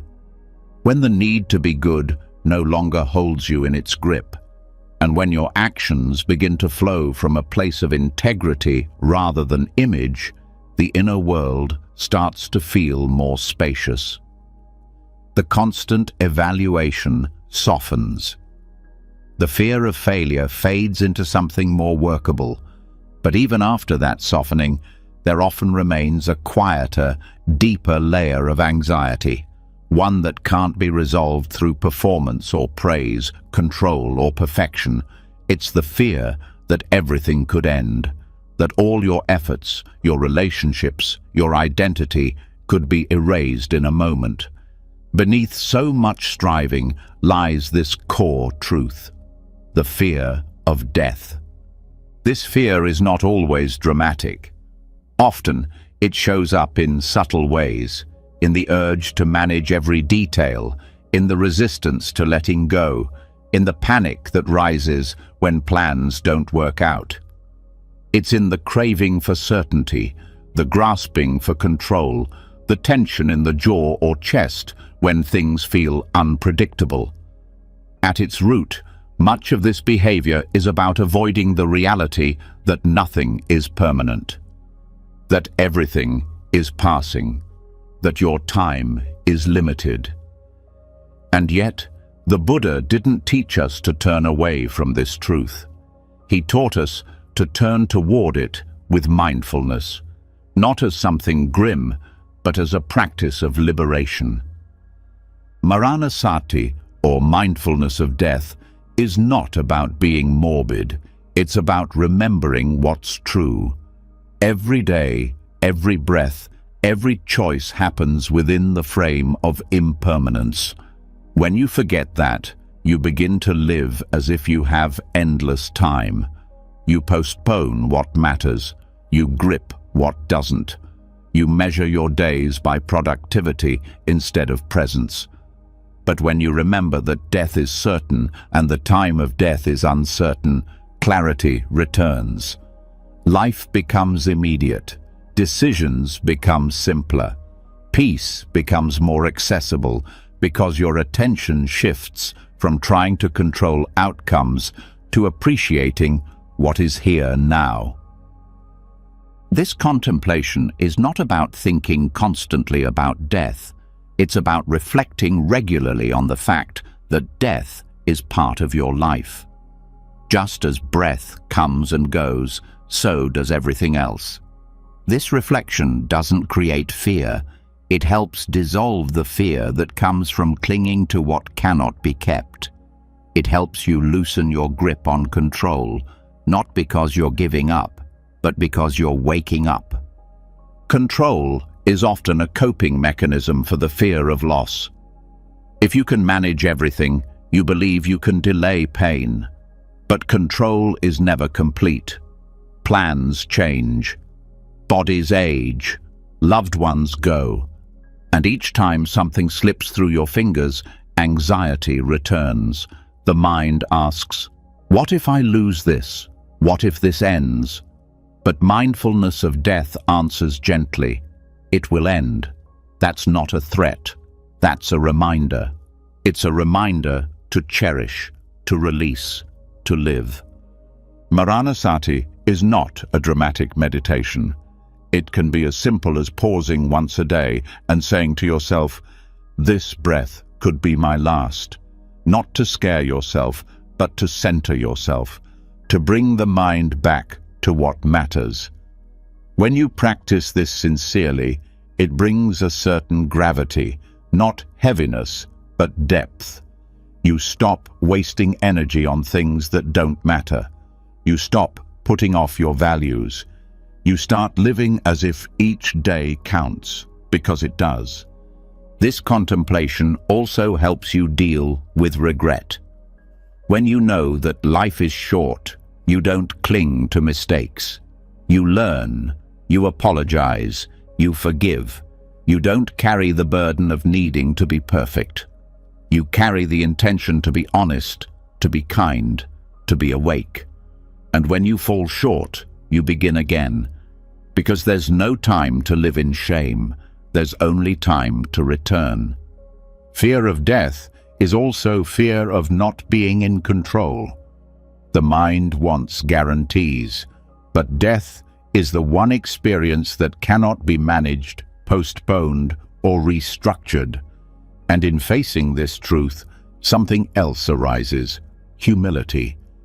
Not the kind that makes you feel small, but the kind that makes you feel free. You stop trying to dominate life. You begin to cooperate with it. You begin to walk with it. This reflection can change your relationship to others.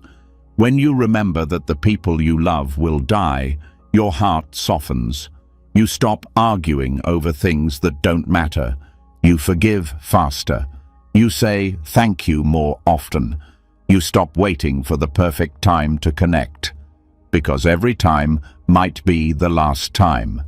And that awareness turns even ordinary moments into sacred ones. Contemplating death also helps you see the preciousness of your own life. Not in the abstract, but in the details.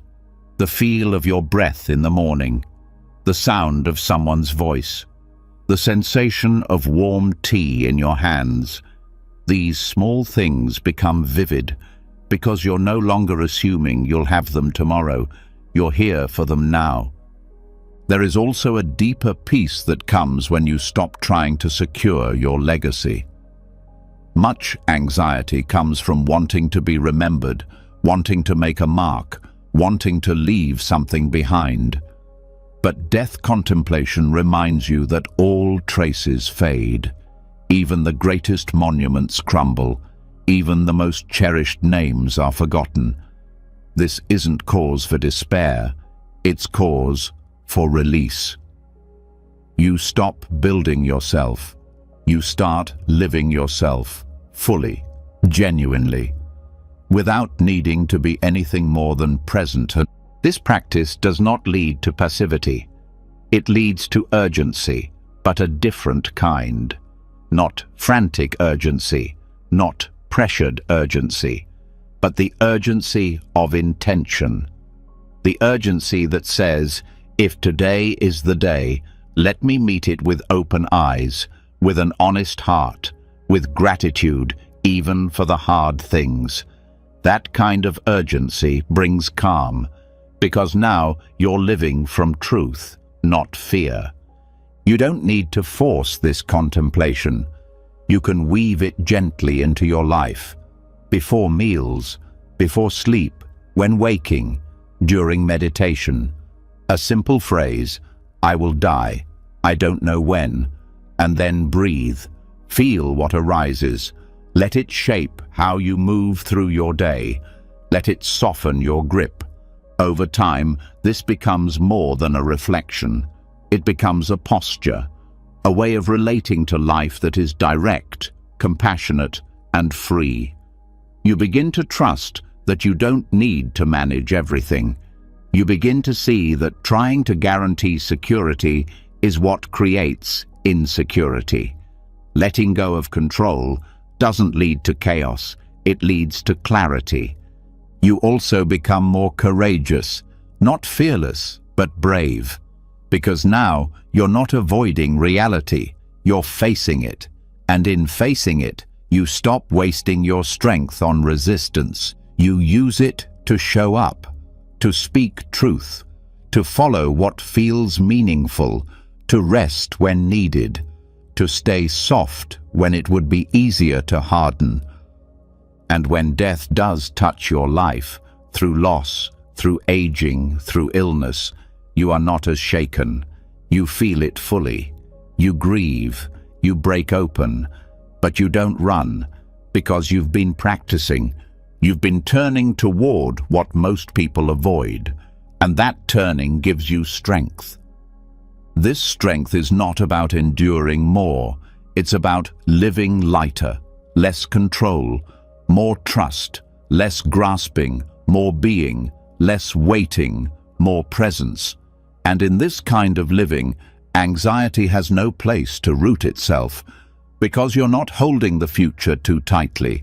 You're not trying to protect a self that cannot be preserved. You are here, awake, letting go with each breath. Mindfulness of death is the clearest reminder that life is now, not later, not after everything is figured out, not when it's convenient. Now. And when you begin to live from that truth, everything becomes more vivid. Even fear loses its edge, because you're no longer pretending that life will wait for you. You've arrived. You've just traveled through more than 3 hours of Buddhist wisdom, not just ancient philosophy, but practical guidance for meeting anxiety with clarity, with courage, and with compassion. From the first moment of noticing fear to the last breath of letting go, you've explored the full path. Attention that cuts through illusion, ethics that anchor your heart, presence that frees your mind, and friendship that reminds you never walk this alone. You've seen how anxiety is not something to fight, but something to understand. It arises from habit, from identity, from craving, from forgetting what is real. And through these teachings, you've learned how to come back to this breath, to this body, to this moment, where fear loses its story and peace becomes possible. You've learned that letting go is not loss, but freedom. That silence is not emptiness, but medicine. That death is not the end, but a teacher that wakes you up to what matters most. And above all, you've seen that healing does not come from changing who you are. It comes from remembering who you are when you stop